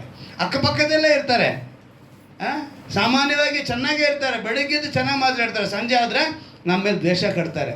ಒಬ್ರಿಗೊಬ್ರು ಚೆನ್ನಾಗಿ ನೋಡ್ತಾನೆ ಇರ್ತೀವಿ, ಆದರೆ ಸಂಜೆ ಆದರೆ ರಾತ್ರಿ ಆದರೆ ದ್ವೇಷ ಕಟ್ತಾರೆ. ನಮಗೆ ಗೊತ್ತಿದ್ದಂಗೆ ನಮ್ಮ ಸೈಟ್ 1 ಅಡಿನ ತಡ್ಕೋಬೇಕು ಅಂತ ಬರ್ತಾರೆ, ಒಂದರೊಳಗಡೆ ನುಗ್ಗಬೇಕು ಅಂತ ಬರ್ತಾರೆ. ಕಾರಣ ಏನು? ಮಿದ್ಯಾನ್ಯರ ಗುಣ. ಅವರೆಲ್ಲ ಗುಣ ಇದ್ದ ನಿಮಿತ್ತ ಗಿದ್ಯೋನು ಏನು ಮಾಡ್ದ, ಭಯಪಟ್ಟು ಬಂದ್ಬಿಟ್ಟ. ಭಯಪಟ್ಟು ಬಂದು ಏನಕ್ಕಪ್ಪ ಅವತ್ತು ಇಸ್ರಾಯೇಲ್ರು ಅಷ್ಟು ಅದ್ಭುತ ಮಾಡಿಲ್ಲ, ಕರ್ಕೊಂಬಂದ್ರಲ್ಲ, ಇವತ್ತು ಎಲ್ಲೋಯ್ತು ಆ ಅದ್ಭುತಗಳು, ಯಾಕೆ ನಾವು ಪಿತೃಗಳು ಮಾಡಿದಂಥ ಅದ್ಭುತ ನಮಗೆಲ್ಲಿ ಅಂತೇಳಿ ಗಿದ್ಯೋನು ಪ್ರಶ್ನೆ ಮಾಡ್ತಾನೆ. ಇವನು ಪ್ರಶ್ನೆ ಮಾಡೋವಾಗ ಪ್ರವಾದಿಯಾದ ಒಬ್ಬನ ಕಳಿಸಿ ಅಲ್ಲಿ ಗಿದ್ಯೋನಿಗೆ ಒಂದು ಮಾತು ಹೇಳ್ತಾರೆ. 12ನೇ ವಾಕ್ಯದಲ್ಲಿ 6ನೇ ಅಧ್ಯಾಯದಲ್ಲಿ, ಯೆಹೋವನ ದೂತನು ಗಿದ್ಯೋನನಿಗೆ ಪ್ರತ್ಯಕ್ಷನಾಗಿ ಅವನಿಗೆ, ಪರಾಕ್ರಮಶಾಲಿಯೇ, ಯೆಹೋವನಿನ ಸಂಗಡ ಇದ್ದಾನೆ. ಹಲ್ಲೆಲೂಯಾ. ಯಾವಾಗ ನೀವು ಸದಾ ಭರವಸೆ ಇಡ್ತೀರೋ, ಸಂಪೂರ್ಣವಾಗಿ ಹೇಳ್ತಾ ಇರೋ ದೇವರು, ಸದಾ ಭರವಸೆ ಇಟ್ಟಾಗ ನಿಮ್ಮ ಮಧ್ಯದಲ್ಲಿ ವಾಸ ಮಾಡ್ತೀನಿ, ಆಶ್ರಯ ಗಿರಿಯಾಗಿದ್ದಾನೆ, ಶಾಶ್ವತವಾಗಿ ಆಶ್ರಯ ಗಿರಿಯಾಗಿದ್ದಾನೆ. ಯಾವಾಗ ಹೆಂಗಿರ್ತಾರೆ, ಮೊದಲನೇ ಗುರುತಾಗಿ ಹೇಳ್ತಾರೆ, ಅವ್ರು ನಮ್ಮ ಸಂಗಡ ಇರ್ತಾರಂತೆ. ಇಲ್ಲಿ ಗಿದ್ಯೋನಿಗೆ ಹೇಳ್ತಾರೆ ಏನಂತೇಳಿ, ಪರಾಕ್ರಮಶಾಲಿಯೇ ಯೆಹೋವನಿನ ಸಂಗಡ ಇದ್ದಾನೆ ಅಂದನು. ಇವನು ಯೋಚನೆ ಮಾಡಿರ್ತಾನೆ, ನಾನೇ ಅವ್ರಿಗೆ ಭಯ ಬಿದ್ದು ದ್ರಾಕ್ಷೆ ಆಲೆ ಮನೆಗೆ ಬಂದು ಗೋಧಿನ ಬಡ್ಕೊಂಡು ಏನೋ ಒಂದು ಹೊತ್ತು ಕಳ್ಕೊಂಡು ಬಚ್ಚಿಟ್ಕೊಂಡು ಹೋಗ್ಬಿಡೋಣ ಅಂತ ಬಂದರೆ ನನ್ನ ನೋಡಿ ನೀನು ಪರಾಕ್ರಮಶಾಲಿ ಆದ್ಯಾ ಅಂತ ಕೇಳ್ತಾರೆ ಅಂತ ಹೇಳಿ ಆವಾಗ ಹೇಳ್ತಾನೆ, ಎಲ್ಲಿ ಹೋದ್ರು ದೇವರು ಅಂತೇಳಿ ಅವ್ನು ಪ್ರಶ್ನೆ ಮಾಡ್ತಾನೆ. ಈ ನಿಜ ಘಟನೆ ಹೇಳಿ ನಿಮ್ಗೆ ತಿಳಿಸ್ತಾ ಇದ್ದೀನಿ. ಅಂಥ ಸನ್ನಿವೇಶದಲ್ಲಿ ನೋಡಿ, ಚೆನ್ನಾಗಿ ಅರ್ಥ ಮಾಡ್ಕೊಳ್ಳಿ, ಇವತ್ತಿನ ಪರಿಸ್ಥಿತಿಗೆ ನಾವು ತಿಳ್ಕೊಬೇಕಾಗಿರೋದು, ಯೇಸು ಕ್ರಿಸ್ತನು ಶಿಲುಬೆ ಮೇಲೆ ನಮ್ಗೆ ಜಯ ತಂದು ಕೊಟ್ಟಿದ್ದಾರೆ. ಹಲ್ಲೆಲೂಯಾ. ಶತ್ರುವನ್ನು ತನ್ನ ಕಾಲು ಹಾಕಿ ತುಳಿದು ಬಿಟ್ಟಿದ್ದಾರೆ, ನಮಗೆ ಜಯವನ್ನು ತಂದು ಕೊಟ್ಟಿದ್ದಾರೆ. ಆದರೆ ನಾವೇನು ಮಾಡ್ತಾ ಇದ್ದೀವಿ, ಯೋಚನೆ ಮಾಡಲ್ಲ. ಈ ಮಿದ್ಯಾನ್ಯರು ಬಂದಿದ್ದು ಸುಮಾರು 1,35,000 ಜನ ಬಂದಿದ್ದಾರೆ ಲೆಕ್ಕ. ಒಂದು ಚರಿತ್ರೆ ಪುಸ್ತಕ ಹೇಳ್ತಿದ್ದೆ, ಅವ್ರ ಮೇಲೆ ದಂಡೆತ್ತಿ ಬಂದಿರೋರು. ಈಗ 1,35,000 ಜನವನ್ನು ಗೆಲ್ಲಬೇಕು ಅಂತ ಹೇಳಿದ್ರೆ ಗಿದ್ಯೋನ ನಂತರ ಎಷ್ಟು ದೊಡ್ಡ ಸೈನ್ಯ ಇರಬೇಕು. ಆದರೆ ದೇವರು ಒಂದು ಅದ್ಭುತ ಅಲ್ಲಿ ಮಾಡಿ ತೋರಿಸ್ತಾರೆ. ಏನು ಅಂತ ಹೇಳಿದ್ರೆ, ನ್ಯಾಯಸ್ಥಾಪಕರ ಪುಸ್ತಕದಲ್ಲಿ ನೀವು ತೆಗೆದುಕೊಳ್ಳಿ, ನೀವೇನು ಓದಕ್ಕೆ ಬೇಡ, ಅಲ್ಲಿ ಇರೋ ಘಟನೆಗೆ ನಾನು ಹೇಳ್ತೀನಿ. ಅಲ್ಲಿ 3ನೇ ವಾಕ್ಯನ ಓದ್ತೀನಿ, ಗಮನ ಇಟ್ಟು ನೋಡಿ. ಅಲ್ಲಿ 7ನೇ ಅಧ್ಯಾಯದ 3ನೇ ವಾಕ್ಯ, ಧೈರ್ಯವಿಲ್ಲದವರು ಅಂಜುವವರು ಗಿಲ್ಯಾದ್ ಪರ್ವತವನ್ನು ಬಿಟ್ಟು ಮನೆಗೆ ಹೋಗಲಿ ಎಂದು ಪ್ರಕಟಿಸು ಅಂದರು. ದೇವರು ಹೇಳ್ತಾರೆ, ನೋಡಪ್ಪ ಗಿದ್ಯೋನ, ನಿನ್ನ ಹತ್ರ ಇರೋಂಥ ಜನ ತುಂಬ ಜನ ಇದ್ದಾರೆ, ನೀನು ಇಷ್ಟು ಜನನ ಕರ್ಕೊಂಡೋಗಿ ಅವ್ರ ಮೇಲೆ ಯುದ್ಧ ಮಾಡೋಕ್ಕೆ ಹೋದರೆ ಅವ್ರು ಏನು ಹೇಳ್ತಾರೆ ಗೊತ್ತಾ, ಜನರನ್ನ ಇಟ್ಟು ಯುದ್ಧ ಗೆದ್ದರು ಅಂತ ಹೇಳ್ತಾರೆ. ನನಗದು ಇಷ್ಟ ಆಗಲ್ಲ, ಅದರಿಂದ ನೀನೇನು ಮಾಡು, ನಾನು ಹೇಳೋ ರೀತಿಯಲ್ಲಿ ನೀನು ಮಾಡಬೇಕು ಅಂದರು. ಏನು ಮಾಡಬೇಕು ಅಂತ ಹೇಳಿದ ತಕ್ಷಣ ಹೇಳ್ತಾರೆ, ಧೈರ್ಯವಿಲ್ಲದವರು ಸೈಡಿಗೆ ನಿಲ್ರಿ ಅಂದರು. ಧೈರ್ಯ ಇಲ್ಲದವ್ರು ಏನು ಮಾಡಬೇಕು, ಸೈಡಿಗೆ ನಿಲ್ರಿ. ನೆಕ್ಸ್ಟ್ ಹೇಳ್ತಿದ್ದಾರೆ, ಅಂಜುವವರು ಅವ್ರನ್ನೂ ಸೈಡಿಗೆ ನಿಲ್ಲಿಸು ಅಂದರು. ಅವ್ರನ್ನೂ ನಿಲ್ಲಿಸಿದ್ರು. ನಿಲ್ಲಿಸಿ ಪರ್ವತವನ್ನು ಬಿಟ್ಟು ಮನೆಗೆ ಹೋಗಲಿ, ಈ ಜಾಗನ ಬಿಟ್ಟು ಅವ್ರ ಮನೆಗೆ ಹೋಗ್ಬಿಡ್ಲಪ್ಪ, ಮಿಕ್ಕಿದವರೆಲ್ಲ ಈ ಅಂಜೋರನ್ನ ಇವನ್ನ ಮನೆಗೆ ಕಳಿಸು, ಮಿಕ್ಕಿದವ್ರು ಇಲ್ಲಿರಲಿ ಅಂಥೇಳಿ ಕಳಿಸ್ಬಿಟ್ಟು, ಹಾಗೆ ಮಾಡಲು 22,000 ಮಂದಿ ಹಿಂತಿರುಗಿ ಹೋದರು, 10,000 ಮಂದಿ ಉಳಿದರು. ಎಷ್ಟು ಜನ ಹೋದರು? 22,000. ಮಿಕ್ಕಿದು ಉಳಿದಿದ್ದು ಅಲ್ಲಿಗೆ ಟೋಟಲ್ ಎಷ್ಟು? ಅವ್ರದ್ದೆಷ್ಟು? 1,35,000. ಇಲ್ಲಿದ್ದಿದೆ 32,000. ಈ 32,000ರಲ್ಲಿ ದೇವರ ಉದ್ದೇಶ, ದೇವರ ಪ್ಲ್ಯಾನ್ ಏನು ಹೇಳ್ತಿದ್ದಾರೆ, ಇಷ್ಟನ್ನು ಇಟ್ಕೊಂಡು ಯುದ್ಧ ಮಾಡಬಾರ್ದು, ಇದು ನಮ್ಗೆ ಸೆಟ್ ಆಗಲ್ಲ, ನೀನು ಇಷ್ಟನ್ನು ತೊಗೊಂಡೋಗಿ ಯುದ್ಧ ಮಾಡಿದ್ರೆ ಅವರು ಜನ ಇಟ್ಟು ಗೆಲ್ತಾರೆ ಅಂತ ಹೇಳ್ತಾರೆ, ಅದೆಲ್ಲ ನನಗೆ ಇಷ್ಟ ಇಲ್ಲಪ್ಪ, ಈಗ ಕಳಿಸ್ಬಿಡು, 22,000 ಜನ ಕಳಿಸ್ಬಿಟ್ಟಪ್ಪ. ಇನ್ನು ಉಳಿದಿರೋದೆಷ್ಟು? 10,000. ಈ 10,000ದಲ್ಲಿ ಏನು ಮಾಡ್ತಾರೆ, ಯೆಹೋವನು ತಿರುಗಿ ಗಿದ್ಯೋನನಿಗೆ, ನಿನ್ನ ಬಳಿಯಲ್ಲಿರುವ ಜನರು ಇನ್ನೂ ಹೆಚ್ಚಾಗಿದ್ದಾರೆ, ನೀನು ಅವರನ್ನು ಹಳ್ಳಕ್ಕೆ ಕರೆದುಕೊಂಡು ಹೋಗಿ ಅಲ್ಲಿ ಅವರನ್ನು ನಿನಗೋಸ್ಕರ ಪರೀಕ್ಷಿಸುವೆನು. ಯಾರು ನಿನ್ನ ಸಂಗಡ ಹೋಗಬಹುದೆಂದು ಹೇಳುವೆನೋ ಅವರು ಮಾತ್ರ ಹೋಗಲಿ, ಯಾರಿಗೆ ಹೋಗಬಾರದೆಂದು ಹೇಳುವನೋ ಅವರು ಹೋಗದಿರಲಿ ಅಂದನು. ಸರಿ ಅಂತ ಕರ್ಕೊಂಡೋದ ಹಳ್ಳಕ್ಕೆ ಗಿದ್ಯೋನ ಜನರನ್ನು ಹಳ್ಳಕ್ಕೆ ಕರೆದುಕೊಂಡು ಬಂದಾಗ ಯೆಹೋವನವರಿಗೆ, ನಾಯಿಯಂತೆ ನೀರನ್ನು ನಾಲಿಗೆಯಿಂದ ನೆಕ್ಕುವವರನ್ನು ಮೊಣಕಾಲೂರಿ ಕುಡಿಯುವವರನ್ನು ಬೇರೆ ಬೇರೆಯಾಗಿ ನಿಲ್ಲಿಸು ಎಂದು ಹೇಳಿದನು. ಈಗ ನೀರಿನ ಜಾಗಕ್ಕೆ ತಗೊಂಬಂದ್ಬಿಟ್ಟಿದ್ದಾನೆ. ಆ ಗುಣನ ಪರೀಕ್ಷೆ ಮಾಡ್ತಿದ್ದಾರೆ ದೇವರು. ಅಲ್ಲಿ ನೀರ ಹತ್ರ ಹೋಗಿದ ತಕ್ಷಣ ಕೆಲವರು ನಾಯಿ ಥರ ನೆಕ್ತಾ ಇದ್ದಾರೆ. ಏನು ಮಾಡ್ತಿದ್ದಾರೆ? ನೀರನ್ನ ನಾಯಿ ಥರ ನೆಕ್ತಾರೆ. ಇನ್ನು ಕೆಲವರು ಈಗ ಇದನ್ನ ಗಮನಿಸಿ, ದೇವರು ಹೇಳ್ತಾರೆ, ಬೇರೆ ಬೇರೆಯಾಗಿ ನಿಲ್ಲಿಸು ಅಂತ ಹೇಳಿದನು. ಕೈಯಿಂದ ನೀರನ್ನು ಬಾಯಿಗೆ ತೆಗೆದುಕೊಂಡು ನೆಕ್ಕಿದವರ ಸಂಖ್ಯೆ 300. ಎಷ್ಟಂತೆ? ಕೈಯಿಂದ ನೀರನ್ನ ತೆಗೆದು ನೀರನ್ನ ಕುಡಿದವರು ಎಷ್ಟು ಜನ? 300. ಈ ಥರ ಜನರು ಮೊಣಕಾಲೂರಿ ಕುಡಿದವರು. ಆಗ ಯೆಹೋವನು ಗಿದ್ಯೋನನಿಗೆ, ನೀರನ್ನು ನೆಕ್ಕಿದ 300 ಮಧ್ಯದಲ್ಲೇ ನಿಮಗೆ ಜಯವನ್ನು ಉಂಟು ಮಾಡುವೆನು ಎಂದು ಹೇಳಿದನು. ಹಲ್ಲೆಲೂಯಾ. 1,35,000 ಜನರನ್ನ ಯುದ್ಧಕ್ಕೆ ಕರ್ಕೊಂಡೋಗೋದಕ್ಕೆ ಎಷ್ಟನ್ನು ಸೆಲೆಕ್ಟ್ ಮಾಡಿದ್ರು ದೇವರು? 300. ಇವತ್ತು ನಿನ್ನ ಸುತ್ತಲೂ ಏನೇ ಇರಲಿ ಭಯ ಪಡಬೇಡ. ಯಾಕೆಂದರೆ ಅವರು ಸದಾ ನಿನ್ನ ಜೊತೆ ಇರುವವರು. ಗಿದ್ಯೋನಿಗೆ ಹೇಳ್ತಾರೆ, ನಾನು ಸದಾ ನಿನ್ನ ಜೊತೆ ಇರ್ತೀನಯ್ಯ, ಯಾಕೆ ಭಯ ಪಡ್ತೀಯ, ಪರಾಕ್ರಮಶಾಲಿ, ಎದ್ದು ನಡಿಯ. ಸರಿ, ಈಗ ಇನ್ನೂ ಒಂದು ಮುಖ್ಯವಾದ ಪಾಯಿಂಟ್ ಇಲ್ಲಿದೆ. ಯಾಕಂತ ಹೇಳಿದ್ರೆ ದೇವರ ಉದ್ದೇಶಗಳನ್ನ ನೀವು ಸರಿಯಾಗಿ ಅರ್ಥ ಮಾಡ್ಕೋಬೇಕು ಅಂದರೆ ದೇವರು ನಿಮ್ಗೆ ಹೇಳ್ತಾ ಇರೋದು. ಅವ್ರು ಹೇಳ್ತಾರೆ 300 ಮಂದಿ ಕರ್ಕೊಂಬಂದ ಮೇಲೆ ಇವಾಗ ಯುದ್ಧಕ್ಕೆ ಹೋಗಬೇಕು ಅಂದರೆ ನಿಮ್ಮ ಲೆಕ್ಕದ ಪ್ರಕಾರ ಏನು ತೊಗೊಂಡು ಹೋಗ್ಬೇಕು? ಯುದ್ಧಕ್ಕೆ ಹೋಗ್ತಾ ಇದೀವಪ್ಪ, ಹಾಂ, ಪಟ ಅಂತ ಹೇಳ್ಬೇಕು, ಇಲ್ಲ ಟೈಮ್ ಲೇಟ್ ಹೋಗುತ್ತೆ, ಆಮೇಲೆ ನನ್ನ ಬೈಬಾರ್ದು. ನೀವು ಸರಿಯಾಗಿ ಸ್ಪೀಡಾಗಿ ನೀವು ಹೇಳಿದ್ರೆ ನಾನು ಸ್ಪೀಡಾಗಿ ವಾಕ್ಯ ಹೇಳ್ಬಿಟ್ಟು ನಾನು ಮುಗಿಸ್ಬಿಡ್ತೀನಿ. ಇಲ್ಲ ಅಂದರೆ ತುಂಬ ಹೇಳ್ಕೊಂಡ್ಬಿಟ್ಟು ಹೋಗುತ್ತೆ. ಹಾಂ, ಬರ್ಜಿ, ಈಟಿ, ಅದು ಏನೇನಿದೆ ಎಲ್ಲ ಎತ್ಕೊಂಡು ಹೋಗ್ಬೇಕಲ್ಲ. ಈಗ ಇಲ್ಲಿ ನಡೀತಾ ಇದೆ, ಇದನ್ನು ನೀವು ಕೇಳಿದ್ರೆ ನಿಮಗೆ ಆಶ್ಚರ್ಯ ಆಗಬೇಕು. ಯಾಕಂದರೆ ದೇವರ ಉದ್ದೇಶ ಅಂಥದ್ದು. ಇಲ್ಲಿ ಹೇಳ್ತಾರೆ ದೇವರು ಎಂಥದನ್ನು ತೊಗೊಂಡು ಹೋಗಬೇಕು ಅನ್ನೋದನ್ನು ಅವ್ರು ಹೇಳ್ತಾರೆ. 7ನೇ ಅಧ್ಯಾಯದಲ್ಲೇ ನನಗೆ ನೋಡಿದ್ವಲ್ಲ, ಈ ವಾಕ್ಯನ ಅವ್ರು ಗಮನಿಸ್ಕೊಂಡು ಬರುವಾಗ ನೀವು 16ನೇ ವಾಕ್ಯಕ್ಕೆ ನಾವು ಬರೋಣ. 16ನೇ ವಾಕ್ಯಕ್ಕೆ ಬಂದಾಗ ಅವನ 300 ಮಂದಿಯನ್ನು 3 ಗುಂಪು ಮಾಡಿ ಪ್ರತಿಯೊಬ್ಬನ ಕೈಯಲ್ಲಿ ಕೊಂಬನ್ನು, ಏನಂತೆ, ಕೊಂಬನ್ನು, ಉರಿಯುವ ಪಂಜಡಗಿರುವ ಬರೀ ಕೊಡವನ್ನು. ಅರ್ಥ ಆಯ್ತಾ ಏನಾರು? ಕೊಂಬನ್ನು ಅಂದರೆ ಏನು ಗೊತ್ತಾ? ತುತ್ತೂರಿ, ಟ್ರಂಪೆಟ್, ಇಂಗ್ಲೀಷ್ನಲ್ಲಿ ಏನಂತಾರೆ? ಇನ್ನೊಂದು ಉರಿಯುವ ಪಂಜಡಗಿರುವ ಬರೀ ಕೊಡ, ಖಾಲಿ ಕೊಡ, ದೀಪ ಖಾಲಿ ಕೊಡ ಅದ್ರ ಮೇಲೆ ಇಟ್ಕೊಂಡು, ಮತ್ತೆ ಏನು ಇಟ್ಕೊಂಡಿದ್ದಾರೆ ಇವರು? ಯುದ್ಧಕ್ಕೆ ಇದನ್ನು ಎತ್ಕೊಳ್ತಾ ಇದ್ದಾರೆ. ಏನಂತ ಯೋಚನೆ ಮಾಡಿರ್ತಾರೆ, ಯೋಚನೆ ಮಾಡಿ ನೀವು. ಏನಯ್ಯ ಗಿದ್ಯೋನ, ಅವರು ಅಷ್ಟು ಜನ ಇದ್ದಾರೆ, ಈ ಥರ ಏನೇನು ಇಟ್ಕೊಂಡಿದ್ದಾರೋ ಗೊತ್ತಿಲ್ಲ, ಮರಳಿನಂತೆ ನಿಂತ್ಕೊಂಡಿದ್ದ ಒಂಟೆಗಳು, ನೀನೇನಯ್ಯ ಅಂತ ಹೇಳಿದ್ರೆ ನಮ್ಮ 300 ಜನ ಸೆಲೆಕ್ಟ್ ಮಾಡಿಕೊಂಡು ನಮ್ಮ ಕೈಯಲ್ಲಿ ನೀನು ಕೊಟ್ಟಿರೋದು ಬರೀ ಪಂಜು, ಆಮೇಲೆ ಒಂದು ಕೈಯಲ್ಲಿ ಕೊಂಬನ್ನು ಕೊಟ್ಟಿದ್ಯಾ, ಏನಯ್ಯ ಅಂತೇಳಿ ಪ್ರಶ್ನೆ ಮಾಡಿರಲ್ವಾ? ನೀವು ನಾವಾದ್ರೆ ಏನು ಮಾಡ್ತಿದ್ವಿ? ಇವನು ಯಾರೋ ಮುಟ್ಟಾಳ, ಇವನ ಜೊತೆ ಹೋದ್ರೆ, ಈ ಹುಚ್ಚಿನ ಜೊತೆ ಹೋದ್ರೆ ನಮ್ಮ ಪ್ರಾಣ ಹೋಯ್ತು, ಇಲ್ಲಿಂದ ಅಷ್ಟು ಜುಟ್, ಏನಂತೆ, ಜುಟ್ ಜಂಪ್ ಮಾಡು ಅಂತೇಳಿ ಓಡೋಗ್ತೀವಿ. ಆದರೆ ಆ 300 ಜನ ಅವನ ಮಾತಿಗೆ ವಿಧೇಯರಾದರು. ಹಲ್ಲೆಲೂಯಾ ಹೇಳಿ ನೋಡಿ. ಅವರಿಗೆ ನನ್ನನ್ನೇ ನೋಡುತ್ತಾ ಹೇಳ್ತಾರೆ ದೇವರು, ಅವ್ರು ನನ್ನನ್ನೇ ನೋಡುತ್ತಾ, ನಾನು ಮಾಡು ಹಾಗೆ ಮಾಡಿರಿ, ನಾನು ಪಾಳ್ಯದ ಅಂಚಿಗೆ ಬಂದಾಗ ಹೇಗೆ ಮಾಡುತ್ತೇನೋ ಹಾಗೇ ನೀವು ಮಾಡಬೇಕು. ನಾನು ನನ್ನ ಸಂಗಡ ಇದ್ದವರು ಕೊಂಬುಗಳನ್ನು ಊದಲು, ನೀವು ಪಾಳೆಯದ ಸುತ್ತಲೂ ಕೊಂಬನ್ನು ಊದಿ ಯೆಹೋವನಿಗೆ ಜಯ, ಗಿದ್ಯೋನನಿಗೆ ಜಯ ಎಂದು ಕೂಗಿರಿ ಎಂದು ಹೇಳಿದನು. ಹಲ್ಲೆಲೂಯಾ. ಏನು ಮಾಡಬೇಡಿ, ನಾನೇನು ಮಾಡ್ತೀರೋ ಅದನ್ನು ಮಾಡಿ ಅಂತೇಳಿ ಅವ್ರೇನು ಮಾಡಿದ್ರು? ಪಾಳೆಯದ ಹೋದ ತಕ್ಷಣ ಕೊಂಬನ್ನು ಊದಬೇಕು, ಕೊಂಬು ಊದಿದ ತಕ್ಷಣ ನೀವೇನು ಮಾಡಬೇಕು? ಬರೀ ಕೊಡವನ್ನು ಹೊಡಿಬೇಕು, ಪಂಚುಗಳನ್ನ ಇಟ್ಕೊಂಡು ಗಿದ್ಯೋನಿಗೆ ಜಯ ಅಂತೇಳಿ ಹೇಳ್ಬೇಕು. ಇಷ್ಟೇ ಹೇಳಿದ್ದು ದೇವರು. ಅವರು ಅದೇ ಥರ ಮಾಡಿದ್ರು. ಅಲ್ಲಿ ಏನು ನಡೀತು ಗೊತ್ತಾ? ಅಲ್ಲಿ ಗಮನಿಸಿದ್ರೆ ಗಿದ್ಯೋನು, ನೀವು 23ನೇ ವಾಕ್ಯದಲ್ಲಿ ನಾವು ನೋಡ್ತೀವಿ, ಇಸ್ರಾಯೇಲರಾದ ನಫ್ತಾಲಿ, ಆಶೇರ್ ಕುಲಗಳು, ಮನಸ್ಸೆ ಕುಲ ಎಲ್ಲ ಜನ ಕೂಡಿ ಬಂದು ಮಿದ್ಯಾನ್ ಹಿಂದಟ್ಟಿದರು. ಇದಲ್ಲದೆ ಗಿದ್ಯೋನು ಎಫ್ರಾಯಿಂ ಪರ್ವತೇಶ್ವರ ದೂತರನ್ನು ಅಟ್ಟಿ ಅಲ್ಲಿವರೆಗೆ ಮಿದ್ಯಾನಿಗೆ ವಿರೋಧವಾಗಿ ಹೊರಟು ಬೆತ್ತೇವರೆಗಿನ ಪ್ರವಾಹವನ್ನು ಯೋರ್ದನ್ ಹೊಳಿ ದಾಟಿ ಹೋಗದಿಂದ ಅಡ್ಡಗಟ್ಟಿರಿ ಎಂದು ಹೇಳಿದನು. ಹೀಗೆ ಒಬ್ಬರನ್ನ ಒಬ್ಬರು ಒಡೆದಾಡ್ಕೊಳ್ಳುವಂತೆ ಅವ್ರನ್ನವರೇ, ಅಂದರೆ ಅಲ್ಲಿ ಒಂದು 4 ಗುಂಪಿತ್ತಲ್ಲ, ಇವರು ಒಂದೇ ಬಂದಿಲ್ವಲ್ಲ, ಮಿದ್ಯಾನರು ಮಾತ್ರ ಬಂದಿಲ್ಲ, ಇನ್ನೇನಿದ್ರೆ ಅಲ್ಲಿ ಹೆಸರುಗಳು ಬರೆದಿದೆ, ತುಂಬ ಹೆಸರುಗಳು ಬರೆದಿದೆ. ಇವ್ರನ್ನೆಲ್ಲ ಕೂಡಿಸ್ಕೊಂಡು ಇವ್ರ ಮೇಲೆ ಯುದ್ಧಕ್ಕೆ ಬಂದಿದ್ದು. ಇವರು ಯಾರ ಮೇಲೆ? ಇಸ್ರಾಯೇಲರ ಮೇಲೆ. ದೇವ್ರು ಏನು ಮಾಡಿದ್ರು? ಕೊಂಬನ್ನು ಓದಿಸಿ ಪಂಜಿಗಿಡನ್ನ ಇಡಿಸ್ಕೊಂಡು ಅವರು ಏನಂದ್ರೆ, ಇದು ಅರ್ಥ ಏನು ಗೊತ್ತಾ? ಎರಿಗೋ ಕೋಟೆ ಬೀಳೋದಕ್ಕೆ ಏನು ಮಾಡಿದ್ರು ದೇವರು? ಸ್ತುತಿ. ಕೊಂಬು ತುತ್ತೂರಿ ಅರ್ಥ ಏನು ಗೊತ್ತಾ? ನೀನು ಪ್ರೈಸ್ ಮಾಡಬೇಕು, ದೇವ್ರನ್ನ ಸ್ತೋತ್ರ ಮಾಡಬೇಕು, ನೀನು ಸ್ತುತಿ ಮಾಡಬೇಕು. ನೀನು ಯಾವಾಗಲೂ ಏನೇ ಶೋಧನೆ ಬಂದರೂ ನೀನು ಮಾಡಬೇಕಾಗಿರೋ ಆಯುಧ ಅದಕ್ಕೇನೆ. ನಾನು ಎಲ್ಲದರಲ್ಲೂ ದೇವರಿಗೆ ಕೃತಜ್ಞತಾಸ್ತುತಿ ಸಲ್ಲಿಸಿ ಅಂತ ಹೇಳ್ತೀನಿ.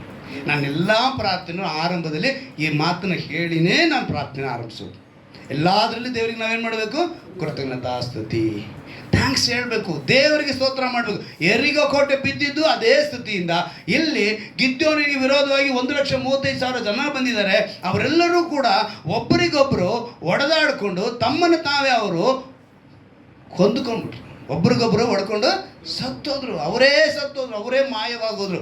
ಆ ರೀತಿಯಾಗಿ ದೇವರೇನು ಮಾಡಿದ್ರು? ಅದ್ಭುತನ ಮಾಡೋದು. ಅಂದರೆ ಸದಾ ಭರವಸೆ ಇಡಬೇಕು. ನೀವು ದೇವರಲ್ಲಿ ಭರವಸೆ ಇಟ್ಟರೆ ಖಂಡಿತವಲ್ಲ. ಇವತ್ತು ಲೋಕದಲ್ಲಿ ಎಷ್ಟು ಜನಕ್ಕೆ ಗೌತಮ್ ಬುದ್ಧ ಗೊತ್ತಾ? ಎಷ್ಟನೇ ಕ್ಲಾಸ್ ಇಲ್ಲ ಪಾಠ ಅಲ್ವಾ? ಜ್ಞಾಪಕ ಇದೆಯಾ? ಅರಮನೆಯಲ್ಲಿದ್ದ, ಒಳ್ಳೆ ಊಟ ಅವನಿಗೆ ಅಲ್ವಾ, ಒಳ್ಳೆ ಊಟ. ಒಂದು ದಿವಸ ಹೊರಗೆ ಬಂದರು. ಹೊರಗೆ ಬಂದಾಗ ಏನು ಮಾಡಿದ್ರು, ನೋಡ್ತಾರೆ ಅಲ್ಲಿ ಒಬ್ಬ ಪೇಷಂಟು. ಅವನಿಗೇನಕ್ಕೆ ರೋಗ ಬಂದಿದೆ ಅಂತ ಕೇಳಿದ್ರು. ಏನು ಮಾಡೋಕ್ಕಾಗಲ್ಲ, ಅವನಿಗೆ ರೋಗ ಬಂದಿದೆ, ಅವನು ಅನಾರೋಗ್ಯದಲ್ಲಿದ್ದಾನೆ ಅಂತೇಳಿ. ಹೌದಾ, ಮನುಷ್ಯನಿಗೆ ಏನಕ್ಕೆ ರೋಗ ಬರುತ್ತೆ ಅಂತೇಳಿ ಪ್ರಶ್ನೆ ಮಾಡ್ದ ಅವನು. ಯೌವನಸ್ಥವನು. ಅವನ ಹೊರಗೆ ಪ್ಯಾಲೇಸಿಂದ ಹೊರಗಡೆ ಬಂದು ಅದನ್ನ ಗಮನಿಸಿದಾಗ ಯೌವನಸ್ಥನು ಕೇಳ್ತಾನೆ, ಏನಕ್ಕೆ ರೋಗ ಬರುತ್ತೆ ಮನುಷ್ಯನಿಗೆ? ಇಲ್ಲ, ಮನುಷ್ಯನಿಗೆ ಸಾಮಾನ್ಯವಾಗಿ ಬರುತ್ತೆ ರೋಗ. ಹೌದಾ? ಇನ್ನು ಸ್ವಲ್ಪ ಮುಂದಕ್ಕೆ ಹೋದರು. ಇನ್ನು ಸ್ವಲ್ಪ ಮುಂದಕ್ಕೆ ಹೋದರೆ ಅಲ್ಲಿ ನೋಡ್ತಾನೆ ಏನಂತ, ಸಾವು, ಏನು ಮರಣ. ಮನುಷ್ಯನಿಗೆ ಏನಕ್ಕೆ ಮರಣ ಬರುತ್ತಪ್ಪ? ಏನಕ್ಕೆ ಮರಣ ಬರುತ್ತೆ? ಹೌದಾ? ಇನ್ನು ಸ್ವಲ್ಪ ಮುಂದಕ್ಕೆ ಹೋದ, ಒಬ್ಬನು ಗೂನ್ ಹಾಕ್ಕೊಂಡು ನಡ್ಕೊಂಡು ಹೋಗ್ತಿದ್ದಾನೆ, ಮುಪ್ಪು. ಅದು ನೋಡ್ದ, ಮನುಷ್ಯನಿಗೆ ಮುಪ್ಪು ಏನಕ್ಕೆ ಬರುತ್ತೆ? ಏನಕ್ಕೆ ಮುದುಕನಾಗ್ತಾನೆ? ಇದನ್ನೆಲ್ಲ ಗಮನಿಸಿ ಬೇಸರ ಆಗಿ ಹೋಗಿ ತಂದೆಗೆ ಹೇಳಿದ್ರಂತೆ, ನನಗೆ ಈ ಪ್ರಪಂಚ ಹಿಡಿಸ್ತಾ ಇಲ್ಲ, ಇದು ಯಾವುದು ಹಿಡಿಸ್ತಾ ಇಲ್ಲ, ನಾನು ಯಾಕೆ ಸ್ವಲ್ಪ ಪ್ರಶಾಂತವಾಗಿರ್ಬೇಕು ಅಂತೇಳಿ ಸೀದಾ ಹೋಗ್ಬಿಟ್ಟೆ. ಸೀದಾ ಹೋಗಿ ಮನುಷ್ಯ ಎಲ್ಲಿ ಕೂತ್ಕೊಂಡು ಒಂದು ಮರದ ಕೆಳಗೆ ಕೂತ್ಕೊಂಡ್ರು. ಮನುಷ್ಯ ಕೂತ್ಕೊಂಡು ತಪಸ್ಸು ಮಾಡಿದ್ರು. ತಪಸ್ಸು ಮಾಡಿ ಅವರೇನಾದರು ಮನೆಗೆ ಯೋಗಿ ಆದರು. ಅವರಿಂದ ಬಾಯಿಂದ ಒಳ್ಳೊಳ್ಳೆ ಮಾತುಗಳು ಬಂದು, ಈ ಮಾತುಗಳನ್ನೆಲ್ಲ ಹೇಳುವಾಗ ಅವ್ರು ಹೇಳಿದ್ರು, ಈ ಪ್ರಪಂಚದಲ್ಲಿ ಯಾವುದೂ ಶಾಶ್ವತವಿಲ್ಲ, ಈ ಪ್ರಪಂಚದಲ್ಲಿ ನಮಗೇನೂ ಇಲ್ಲ, ಅದರಿಂದ ನಾವು ಈ ಭೂಮಿ ಮೇಲೆ ಬದುಕಬೇಕಾದ್ರೆ ಎಲ್ಲ ಸಹನೆ ತಾಳ್ಮೆಯಿಂದ ಬದುಕಬೇಕು, ಹಿಂಗೆ ಬದುಕಬೇಕು. ಬರೀ ಭೂಮಿದ ಕುರಿತೆ, ಇಹಲೋಕದ ಕುರಿತೇ ಬೋಧನೆ ಮಾಡಿ ಒಳ್ಳೆ ಮಾತನ್ನ ಹೇಳಿ ಮುಗಿಸ್ಬಿಟ್ರೆ ಹೊರತು ಪರಲೋಕ ಎಂಬುದು ಒಂದು ಇದೆ ಅನ್ನೋದನ್ನು ಅವ್ರು ಹೇಳಲೇ ಇಲ್ಲ. ಅವ್ರಿಗೆ ಗೊತ್ತೇ ಇಲ್ಲ. ಆದರೆ ಯೇಸು ಕ್ರಿಸ್ತನು ನಿನಗೆ ಇಹಲೋಕದ್ದು ಪರಲೋಕದ್ದು ಇದೆರಡನ್ನೂ ತಿಳಿಸಿ ಸದಾ ಭರವಸೆ ಬಿಡಿ. ಇವತ್ತು ಅನೇಕ ದೇವರುಗಳು ಅಂತ ಕರೆಯೋದು. ಇವತ್ತು ನಾವು ಕೀರ್ತನೆ ಭಾಗದಲ್ಲಿ ಹೇಳಿದ್ವಿ, ಏನೋ ದೇವಾದಿ ದೇವರು ಅಂತ ಹೇಳ್ಬಿಡ್ತೀವಿ. ಅಂದರೆ ಅನೇಕರು ದೇವರನ್ನು ಕರೆಯಲ್ಪಡೋರಿದ್ದಾರೆ, ಆದರೆ ಅವ್ರು ಯಾರು ದೇವರುಗಳಲ್ಲ. ಅಂದರೆ ನಾವು ತಿಳ್ಕೋಬೇಕು ಇವತ್ತು ಏನು ಮಾಡ್ತಾಯಿದ್ದೀವಿ ನಾವು, ಏನು ಅವ್ರು ಯಾವಾಗಲೂ ನಮ್ಮ ಸಂಗಡ ಇರುವಂಥ ದೇವರಾಗಿದ್ದಾರೆ. ಯಾವಾಗಲೂ ಅದಕ್ಕೆ ಹೇಳ್ತಾನೆ, ಆತ ನಮಗೆ ಲೋಕಕ್ಕೆ ಬೆಳಕಾಗಿದ್ದಾನೆ, ನೀವು ಲೋಕಕ್ಕೆ ಏನಾಗಿರಬೇಕು? ಬೆಳಕಾಗಿರಬೇಕು. ನಾವು ಲೋಕಕ್ಕೆ ಬೆಳಕಾಗೇ ಇರಬೇಕು. ಕೀರ್ತಿಗಳು 9ನೇ ಅಧ್ಯಾಯ 10ನೇ ವಾಕ್ಯ ತೆಗೆದುಕೊಳ್ಳಿ. ಒಂದು ಮಾತು ಬರೆಯಲ್ಪಡಿದಲ್ಲಿ ಕೀರ್ತಿಗಳು 9ನೇ ಅಧ್ಯಾಯ 10ನೇ ವಾಕ್ಯ.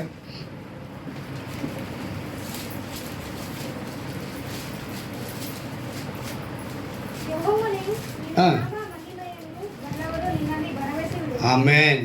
ಯೆಹೋವನೇ, ನಿನ್ನ ನಾಮ ಮಹಿಮೆಯನ್ನು ಬಲ್ಲವರು ನಿನ್ನಲ್ಲಿ ಭರವಸೆ ಬಿಡುವರು. ಇವಾಗ ಯೇಸು ಎಂಬ ನಾಮನ ಅರಿತಿದ್ದೀರಾ, ನೀವು ಯಾರನ್ನು ನಂಬಬೇಕು? ಅವರನ್ನೇ ನಂಬಬೇಕು. ಅದಕ್ಕೇ ಕೆಲವು ಕಡೆ ಟ್ರಸ್ಟ್ ಅಂತ ಬರೆಯಲ್ಪಟ್ಟಿದೆ. ಈ ಮಾತನ್ನು ಏನಂತ ಬರೆಯಲ್ಪಟ್ಟಿದೆ? ಟ್ರಸ್ಟ್. ಇಬ್ರಿಯ ಭಾಷೆಯಲ್ಲಿ ಬಾತಾಹ್ ಏನಂತೇಳಿ? ಬಾತಾಹ್ ಅಂದರೆ ಅದರ ಅರ್ಥ ಆಧಾರವಾಗಿರುವುದು. ಯಾವುದಾಗಿರೋದು? ಆಧಾರವಾಗಿರೋದು. ಅಂದರೆ ಅದನ್ನು ಇವಾಗ ನನಗೆ ಗೊತ್ತಿರೋಗೆ ಕೆಲವು ಸಭೆಗಳಲ್ಲಿ ನೋಡ್ತೀವಿ, ಪಿಲ್ಲರ್ಗಳಿರ್ತವೆ. ಸಭೆ ಕಟ್ಟೋ ಪಿಲ್ಲರ್ ಆಗಿರ್ತಾರಲ್ಲ, ನಮ್ಮ ವಿಶ್ವಾಸಿಗಳು ಸೀದಾ ಬಂದು ಯಾವುದನ್ನೋ ಒಂದು ಪಿಲ್ಲರಿಗೆ ಆಧಾರ ಆಗ್ತಾರೆ. ಹಿಂಗೆ ಏನಕ್ಕೆ ಹೇಳಿ? ನೆಕ್ಸ್ಟ್ ಅವ್ರ ಪ್ರಾಜೆಕ್ಟ್ ಸ್ಟಾರ್ಟ್ ಮಾಡಬೇಕು. ಯಾವುದು? ಏನು ಮಾಡಬೇಕು ಅವರು? ನೆಕ್ಸ್ಟ್ ಅದೊಂದು ಪ್ರಾಜೆಕ್ಟ್ ಇದೆ. ಸಭೆಗಳಲ್ಲಿ ಬಂದು ಪಿಲ್ಲರ್ನೇ ಹಿಡಿತಾರೆ ಅಂತ ಹೇಳಿದ್ರೆ ಅವ್ರು ಯಾವುದೋ ಪ್ರಾಜೆಕ್ಟ್ ಸ್ಟಾರ್ಟ್ ಮಾಡ್ತಿದ್ದಾರೆ ಅಂತ ಅರ್ಥ. ಆದರೆ ನಮಗೆ ಸಭೆಗೆ ಆ ಥರ ಪಿಲ್ಲರ್ಗಳು ಯಾವುದಿಲ್ಲ. ನಮ್ಗೆ 4 ಗೋಡೆ ಮಾತ್ರ. ಯಾರು ಇಲ್ಲಿ ಗೋಡೆಗೆ ಅಂಟ್ಕೊಂಡ್ರು ನಾನು ಯೋಚನೆ ಮಾಡಿ ನೋಡಬೇಕು. ಹಿಂಗೆ ಏನಂತ ಯಾರಾದರೂ ಗೋಡೆಗೆ ಅಂಟ್ಕೊಂಡಿದ್ರೆ ಅಲ್ವಾ? ಮದುವೆ ಆಗಿದ್ದು ವಸ್ತ್ರಲ್ಲಿ ನೋಡಿ ಯಾರನ್ನ, ಹೊಸ ಕಪ್ಪಲ್ಸ್ನ, ಇಬ್ಬರು ನಮಗೆ ಯೋಚನೆ ಆಗಬೇಕು, ಏನೋ ಸೌದೋಗುತ್ತಾ ಮೈಗಿ ಅಂತ ನಾನು ನೋಡ್ಕೋಬೇಕು. ಅಷ್ಟು ಅಂಟ್ಕೊಂಡು ಸೌಕೊಂಡು ಹೋಗ್ತಿರ್ತಾರೆ. ಏನು ಮನೇಲಿ ಕೂತ್ಕೊಂಡ್ರು ಒಬ್ರಿಗೊಬ್ರು ಅಂಟ್ಕೊಂಡೇ ಕೂತ್ಕೊಂಡಿರ್ತಾರೆ. ಹೊಸ್ದಾಗಿ ಮದುವೆ ಆಗಿರೋರು 3 ತಿಂಗಳಲ್ಲಿ. ಅವನು ದೇವಳ್ಳಿ ಕ್ರಾಸಲ್ಲಿ ಇರ್ತಾನೆ, ಇವನು ಸೂಲಿ ಬಸ್ ಸ್ಟ್ಯಾಂಡ್ ಇರ್ತಾನೆ. ಎಲ್ಲಿ? ದೇವಳ್ಳಿ ಕ್ರಾಸಲ್ಲಿ ಇರ್ತಾನೆ ಅವನು. ಇವನು ಇಲ್ಲಿಂದ ಏಯ್ ಬಾ ಬಾ ಅಂತಾನೆ, ಇವಳು ಅವನು ಹಾಂ ಅಂತಾನೆ, ನೀನು ಹೋಗು ಅಂತಾನೆ. ಇವನು ಹೇಳ್ತಾರೆ, ರಾತ್ರಿ ಹೆಂಗಿದ್ರು ಮನೆಗೆ ಬರಬೇಕಲ್ಲ, ಆವಾಗ ನೋಡ್ಕೊತೀನಿ ಅಂತ. ಇದು ನಮ್ಮವ್ರು ಹೆಂಗೆ ಆಧಾರವಾಗಿದ್ದಾರೆ ಅಂದರೆ ಇಂಥ ಆಧಾರ ಹೇಳ್ತಿಲ್ಲ ದೇವರು. ದೇವರು ಹೇಳುವಂಥ ಆಧಾರ ಬೇರೆ. ಅಲ್ಲಿ ಕೇಳ್ತಿದ್ದಾರೆ ಹೆಂಗಂತೆ, ನಾಮ ಮಹಿಮೆಯನ್ನು ಬಲ್ಲವರು ನಿನ್ನಲ್ಲಿ ಭರವಸೆ ಇಡುವರು. ಅಲ್ಲಿಗೆ ಅವರ ಮೇಲೆ ಭರವಸೆ ಇಡಬೇಕು ಅಲ್ವಾ? ನಾವು ಆ ರೀತಿ ಭರವಸೆ ಇಟ್ಟರೆ ನೋಡಿ ಅಂಥ ಒಂದು ಆಶೀರ್ವಾದ. ನೀವು 18ನೇ ಕೀರ್ತನೆ ಮತ್ತು 2 ಸಮುವೇಲನಲ್ಲಿರೋದು 2 ಕಡೆ ನೋಡಿದ್ರೆ, ನನ್ನ ಶರಣನು, ನನ್ನ ಗುರಾಣಿಯು, ನನ್ನ ಬಲವಾದ ಕೋಟೆಯು, ನನ್ನ ಬುರುಜು ಅಂತೇಳಿ ದಾವೀದನು ಹೇಳ್ತಾನೆ. ನನ್ನ ಗುರಾಣಿ ಅಂತ ಹೇಳ್ತಾನೆ, ನನಗೆ ಆಶೀರ್ವಾದ ಅಂತ ಹೇಳ್ತಾನೆ. ಇವತ್ತು ಅನೇಕರು ನೀವು ಯಾರ ಮೇಲಾರು, ಈಗ ಒಂದು ಉದಾಹರಣೆ ನೀವು ಹೇಳ್ತೀನಿ, ಮೊಬೈಲ್ನಲ್ಲಿ ಸುಮಾರು ಆ್ಯಪ್ಗಳಿದೆ. ಈ ಆ್ಯಪ್ಗಳಲ್ಲಿ ಲೋನ್ ತೊಗೊಳ್ತಾರೆ ನೋಡಿ. ಸ್ಟಾರ್ಟಿಂಗ್ ಸ್ವಲ್ಪ ಕೊಟ್ಕೊಂಡು ಆಮೇಲೆ ದೊಡ್ಡದಾಗಿ ಅಮೌಂಟ್ ಕೊಟ್ಕೊಂಡು ನೀವು ಸರಿಯಾಗಿ ಕಟ್ಟಿಲ್ಲ ಅಂತ ಹೇಳಿದ್ರೆ ನಿಮ್ಮನ್ನು ಬ್ಲ್ಯಾಕ್ ಮೇಲ್ ಮಾಡ್ತಾರೆ. ಏನು ಮಾಡ್ತಾರೆ ಅವರು? ಕೆಲವರು ಪ್ರೀತಿ ಪ್ರೇಮ ಅನ್ನೋ ವಿಷಯದಲ್ಲಿ ಹಳ್ಳಕ್ಕೆ ಬಿದ್ದು ಅವನು ಸರಿಯಾಗಿ ಹೇಳಿಲ್ಲ ಇವನು ಸರಿಯಾಗಿ ಹೇಳಿಲ್ಲ ಅಂದರೆ ಇವರಿಬ್ಬರು ತಮ್ಮ ಫೋಟೋಗಳನ್ನ ಇಟ್ಕೊಂಡು ಏನು ಮಾಡ್ತಾರೆ? ಬ್ಲ್ಯಾಕ್ ಮೇಲ್ ಮಾಡ್ತಾರೆ. ಇವತ್ತು ಬ್ಲ್ಯಾಕ್ ಮೇಲ್ ಅನ್ನೋದು ಅಷ್ಟೊಂದು ಹೋಗಿದೆ. ಕಾರಣ ಏನು? ಇವರ ಆಧಾರ ಆಗಿದ್ದು ಅದ್ರ ಮೇಲೆ, ಲೋಕದ ಮೇಲೆ ಆಧಾರ ಆಗಬಾರ್ದು. ನಾವು ಆಧಾರ ಆಗಬೇಕಾಗಿರೋದು ಯಾವುದ್ರ ಮೇಲೆ? ದೇವರ ಮೇಲೆ. ಭರವಸೆ ಆತನ ಮೇಲೆ ಇಡಬೇಕು. ಆವಾಗ ದೇವರು ಏನು ಮಾಡ್ತಾರೆ? ಆಶೀರ್ವಾದ. ಯೇಸು ಕ್ರಿಸ್ತನ ಒಂದು ಕಡೆ ಹೇಳ್ತಾರೆ, ನಾನು ಒಬ್ಬನಾಗಿ ಬಂದಿಲ್ಲ, ನಾನು ಒಂಟಿಗನಾಗಿ ಬಂದಿಲ್ಲ ಅಂತ ಹೇಳ್ತಾರೆ. ತಂದೆಯಾದ ದೇವರು ನನ್ನ ಯಾವ ಥರ ಯಾವಾಗಲೂ ಜೊತೆಗಿರ್ತಾರೆ.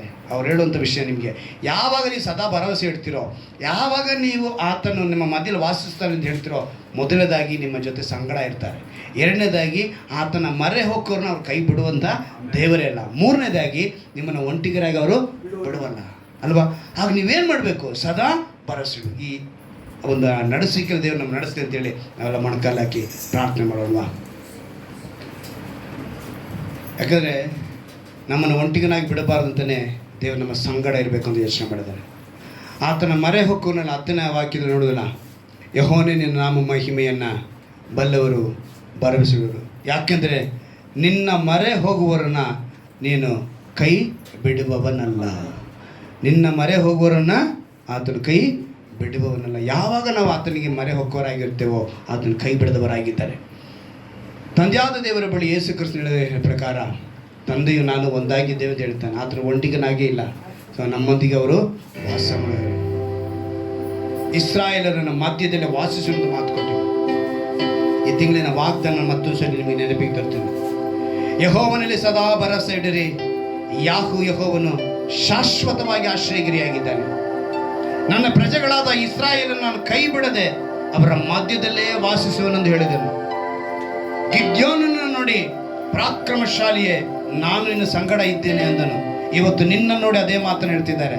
ಪರಾಕ್ರಮಶಾಲಿಯೇ, ಪರಾಕ್ರಮಶಾಲಿಯಾದ ಮಗನೇ, ನಾನು ನಿನ್ನ ಸಂಗಡ ಇದ್ದೇನೆ ಅಂತ ಹೇಳಿದ್ದಾರೆ. ಮರೆ ಹೊಕ್ಕುವವರನ್ನ ಕೈ ಬಿಡುವುದಿಲ್ಲ ಅಂತ ಹೇಳಿದ್ದಾರೆ. ಇವತ್ತು ನಿನ್ನ ಯಾರ ಮರೆ ಹೊಕ್ಕಿದ್ಯಾ? ಯಾರ ಮೇಲೆ ಭರವಸೆ ಬಿಟ್ಟಿದ್ಯಾ? ಯಾರ ಮೇಲೆ ನಿನ್ನ ಆಧಾರವಾಗಿದ್ಯಾ? ಇವತ್ತು ನಿರ್ಧಾರ ಮಾಡು. ನಾನು ಯೇಸುವನ್ನ ಬಿಟ್ಟು ಮೇಲೆ ಯಾರ ಮೇಲೆ ಆಧಾರವಾಗುವುದಿಲ್ಲ ಅಂತೇಳು ನಿನ್ನ ಒಪ್ಪಿಸಿಕೊಡು. ನೀನು ಆತನಿಗೆ ಮರೆ ಹೋಗುವನಾಗಿದ್ರೆ ಖಂಡಿತವಾಗಲೂ ಆತನಿಗೆ ಆಶ್ರಯ ದುರ್ಗವಾಗಿದ್ದಾನೆ. ಅದು ಶಾಶ್ವತವಾಗಿ ಎಂದು ಹೇಳ್ತಾರೆ. ತಾತ್ಕಾಲಿಕವಾಗಿ ಅಲ್ಲ, ಸಮಯಕ್ಕೆ ತಕ್ಕಂತೆ ಅಲ್ಲ, ಈ ಕಾಲ ಆ ಕಾಲ ಎಂಬುದಕ್ಕಲ್ಲ. ಅವರು ಶಾಶ್ವತವಾಗಿ ಯಾವಾಗಲೂ ನಿನ್ನೊಂದಿಗೆ ವಾಸ ಮಾಡುವರಾಗಿದ್ದಾರೆ. ನಿಮ್ಮ ಮಧ್ಯದಲ್ಲಿ ವಾಸ ಮಾಡು ಅಂತ ಹೇಳಿದ್ರೆ ಒಂಟಿಗನಾಗಿ ನಿಮ್ಮನ್ನು ಬಿಡುವುದೇ ಇಲ್ಲ ಅಂತ ಹೇಳ್ತಾರೆ. ಸತ್ಯವೇದ ನಾವು ನೋಡುತ್ತೇವೆ. ಒಂಟಿಗರನ್ನ ಸಂಸಾರಿಯನ್ನಾಗಿ ಮಾಡುವವರು ಕೂಡ ದೇವರೇ. ಅನುದಿನ ನಮ್ಮ ಭಾರವನ್ನು ಹೊರುವಂತ ದೇವರು ಆತನೇ ಆಗಿದ್ದಾನೆ. ನೀನು ಆರಾಧಿಸುವ ದೇವರು ನಿನ್ನ ಪಕ್ಕದಲ್ಲಿ ಇರುವುದಕ್ಕೆ ಇಷ್ಟಪಡ್ತಾರೆ. ಪ್ರೀತಿಯ ಸಹೋದರನೇ, ಸಹೋದರಿಯೇ, ಪ್ರೀತಿಯ ದೇವ ಜನರೇ, ವಾಕ್ಯವನ್ನು ಕೇಳುವಂತ ನೀವು ಇವತ್ತು ನಿಮ್ಮನ್ನು ಸಮರ್ಪಿಸಿಕೊಳ್ಳಿ. ನಾವು ಯಾವಾಗಲೂ ನಿನ್ನಲ್ಲೇ ಭರವಸೆ ಇಡುತ್ತೇವೆಪ್ಪ. ನಿನ್ನ ನಾಮ ಮಹಿಮೆಯನ್ನು ಬಲ್ಲವರು ನಿನ್ನಲ್ಲಿ ಭರವಸೆ ಇಡುವ ಮಾತಿನಂತೆ ನಾವು ನಿನ್ನ ನಾಮನ ಅರಿತಿದ್ದೇವೆ, ನಿನ್ನ ಮಹಿಮೆಯನ್ನು ಅರಿತಿದ್ದೇವೆ, ನಿನ್ನಲ್ಲಿ ಭರವಸೆ ಇಡುತ್ತೇವೆ ಅಂತ ಹೇಳಿ ಒಪ್ಪಿಸಿಕೊಟ್ಟಂತ ಮಾತನ್ನು ಹೇಳು. ನಿನ್ನ ಬಾಯಿಯಿಂದ ಅರಿಕೆ ಮಾಡು. ನೀನು ಅರಿಕೆ ಮಾಡುವಾಗ ಖಂಡಿತವಾಗಲು ಅದ್ಭುತ ಮಳೆಯನ್ನು ನೀನು ಕಾಣುತ್ತೀಯ. ಆಶೀರ್ವಾದದ ಮಳೆಯನ್ನು ನೀನು ಕಾಣುತ್ತೀಯ. ದೇವರು ನಿನ್ನೊಂದಿಗೆ ವಾಸ ಮಾಡುವುದಕ್ಕೂ, ನಿನ್ನೊಂದಿಗೆ ವಾಸ ಮಾಡುವುದಕ್ಕೆ ಮಾತ್ರವಲ್ಲ, ನಿನ್ನ ಕೈ ಹಿಡಿದು ನಡೆಸುವುದಕ್ಕೂ ಆತನು ಕೈ ಬಿಡದ ದೇವರು ಎಂದು ಹೇಳಲ್ಪಟ್ಟಿದೆ. ಯಾಕೆಂದರೆ ನಿನ್ನ ಮರೆ ಹೋಗುವವರನ್ನ ನೀನು ಕೈ ಬಿಡುವವನಲ್ಲ ಎಂದು ಮಾತು ಬರೆಯಲ್ಪಟ್ಟಿದೆ. ಆತನು ಕೈ ಬಿಡುವ ದೇವರಲ್ಲ, ಕೈ ಹಿಡಿದುಕೊಳ್ಳುವ ದೇವರು. ಇವತ್ತು ನೀನನ್ನು ಅರಿತು ಆತನಿಗೆ ಒಪ್ಪಿಸಿಕೊಟ್ಟವರಾಗಿ ಒಪ್ಪಿಸಿಕೊಂಡು ಯೇಸುವೇ ಸ್ತೋತ್ರ ಕರ್ತನೆ. ಈ ವಾಗ್ದಾನದಂತೆ ಈ ಮಕ್ಕಳನ್ನ, ನಿನ್ನ ಜನರನ್ನ, ನಿನ್ನ ಜನಾಂಗವನ್ನ ಅಂದು ಗಿದ್ಯೋನನ್ನು ನೀ ಬಲಪಡಿಸಿದಂತೆ ಇವನ್ನ ಬಲಪಡಿಸಬೇಕು ನಾನು ಪ್ರಾರ್ಥಿಸ್ತೇನೆ. ದೇವರೇ, ಅದ್ಭುತಗಳ ಮೇಲೆ ಅದ್ಭುತಗಳನ್ನ ಮಾಡು. ಐಗುಪ್ತರಿಂದ ಬಿಡಿಸಿಕೊಂಡು ಬರುವಾಗ ಇಸ್ರಾಯೇಲಲ್ಲಿ ಏನೇನು ಅದ್ಭುತಗಳು ಮಾಡಿದೆಯೋ ಆ ಅದ್ಭುತಗಳು ಇವರೆಲ್ಲೂ ನಡೆಯಲಿಕ್ಕಂತಾನೆ. ಅವರ ಬಟ್ಟೆಗಳು ಬಾತು ಹೋಗಲಿಲ್ಲ ಅಂತ ನಾವು ನೋಡುತ್ತೇವೆ ರಾಜ. ಅವರ ಚಪ್ಪಲಿಗಳು ಹರಿದು ಕಿತ್ತು ಹೋಗಲಿಲ್ಲ ಅಂತ ನಾವು ನೋಡುತ್ತೇವೆ ಕರ್ತನೆ. ಅವರಿಗೆ ನೀನು ಮನ್ನಾ ಕೊಟ್ಟು ಪೋಷಿಸಿದೆ. ರಾತ್ರಿಯ ವೇಳೆಯಲ್ಲಿ ಅಗ್ನಿಸ್ತಂಭವಾಗಿ, ಹಗಲಿನಲ್ಲಿ ಮೇಘಸ್ತಂಭವಾಗಿ ಅವರನ್ನು ಕಾದು ರಕ್ಷಿಸಿದೆ. ಇವತ್ತು ಈ ಸಭೆಯನ್ನು ಮೊಣಕಲ್ಲಾಕಿರುವಂಥ ಪ್ರತಿಯೊಬ್ಬರನ್ನು ಕೂಡ ನಿನ್ನ ವಾಕ್ಯವೆಂಬ ಅಗ್ನಿಯಿಂದ, ವಾಕ್ಯವೆಂಬ ನೆರಳಿನಿಂದ ಇವರನ್ನು ಕಾದು ರಕ್ಷಿಸಬೇಕೆ ನಾನು ಪ್ರಾರ್ಥಿಸ್ತೇನೆ. ಇವತ್ತು ಕೇಳಿದ ವಾಕ್ಯಕ್ಕೆ ಸಮರ್ಪಿಸಿಕೊಂಡವರಾಗಿ ಇವರ ಬದುಕನ್ನು ಅವರು ಬದಲಾಯಿಸಿಕೊಳ್ಳುವಂತೆ, ಮಾನಸಾಂತರ ಹೊಂದುವಂತೆ ಕೃಪೆ ಮಾಡಿಕೊಂಡು, ಇಷ್ಟು ದಿವಸಗಳ ಕಾಲ ಇವರ ಭರವಸೆ ಬೇರೆ ಆಗಿದ್ದರೆ ಇವತ್ತು ಇವರು ತೀರ್ಮಾನ ತೆಗೆದುಕೊಳ್ಳುತ್ತಾರಪ್ಪ, ನಮ್ಮ ಭರವಸೆ ಯೇಸು ಕ್ರಿಸ್ತನ ಮಾತ್ರವೇ, ಸದಾ ನಿಮ್ಮ ಮೇಲೆ ನಾವು ಭರವಸೆ ಇಡುತ್ತೇವೆ ಅಂತೇಳಿ ಯಾರ್ಯಾರು ಒಪ್ಪಿಸಿಕೊಡುತ್ತಿದ್ದಾರೋ ಅವರ ನಂಬಿಕೆಯನ್ನು ನೀನು ಅಭಿವೃದ್ಧಿಪಡಿಸು. ಅವರ ಭರವಸೆಯಲ್ಲಿ ಕರ್ತನೆ ನೀನು ಶಾಶ್ವತವಾಗಿದ್ದು ಅವರಿಗೆ ಆಶ್ರಯ ಗಿರಿಯಾಗಿರುವುದಕ್ಕಾಗಿ ಸ್ತೋತ್ರ ರಾಜ. ವಾಕ್ಯವನ್ನು ಕೇಳುವಂಥವರು ಎಂಥವರ ಸಮಯದಲ್ಲಿ ಯಾವ ಗಳಿಗೆಯಲ್ಲಿ ಕೇಳಿದ್ರು ಕೂಡ ಈ ವಾಕ್ಯದ ಆಶೀರ್ವಾದ ಅದ್ಭುತ ಯೇಸು ಕ್ರಿಸ್ತನ ನಾಮದಲ್ಲಿ ಉಂಟಾಗಲಿದ್ದು ನಾವು ಪ್ರಾರ್ಥಿಸ್ತೇವೆ. ಎಲ್ಲ ಬಲಹೀನತೆಗಳಿಂದ ಒಂದು ಬಿಡುಗಡೆ ಕೊಡೋ ಕರ್ತನೆ, ಅದು ಎಂತಹುದೇ ಆಗಿರಲಿ, ನಿನಗೆ ಅಸಾಧ್ಯವಾದದೊಂದು ಇಲ್ಲ ಕರ್ತನೆ. ನೀನು ಅದ್ಭುತ ಮಾಡುವುದಕ್ಕಾಗಿ ಸ್ತೋತ್ರ. ಅದು ಮಾತ್ರವಲ್ಲ ಕರ್ತನೆ, ಈ ದಿವಸದಲ್ಲಿ ರಾಜ ಯಾರ್ಯಾರು ಈ ತಿಂಗಳು ಪೂರ್ತಿಯಾಗಿ ಹುಟ್ಟಿದ ದಿವಸಗಳನ್ನ ಆಚರಿಸ್ತಾರೋ, ಮದುವೆ ದಿವಸಗಳನ್ನ ಆಚರಿಸುತ್ತಾರೋ, ಅಥವಾ ಒಂದು ಶುಭ ಕಾರ್ಯ ಮಾಡುವುದಕ್ಕಾಗಿ ಪ್ರಯತ್ನ ಮಾಡುತ್ತಾರೋ, ಅವ್ರು ಯಾರೇ ಆಗಿದ್ದರೂ ಕೂಡ ಕರ್ತನೆ ಅವುಗಳೆಲ್ಲಲ್ಲಿ ಜಯವನ್ನು ಕಾಣುವಂತೆ ಕೃಪೆ ಮಾಡಿಕೊಂಡು ಕರ್ತನೆ, ನಿನ್ನ ಉದ್ದೇಶ ಬೇರೆ.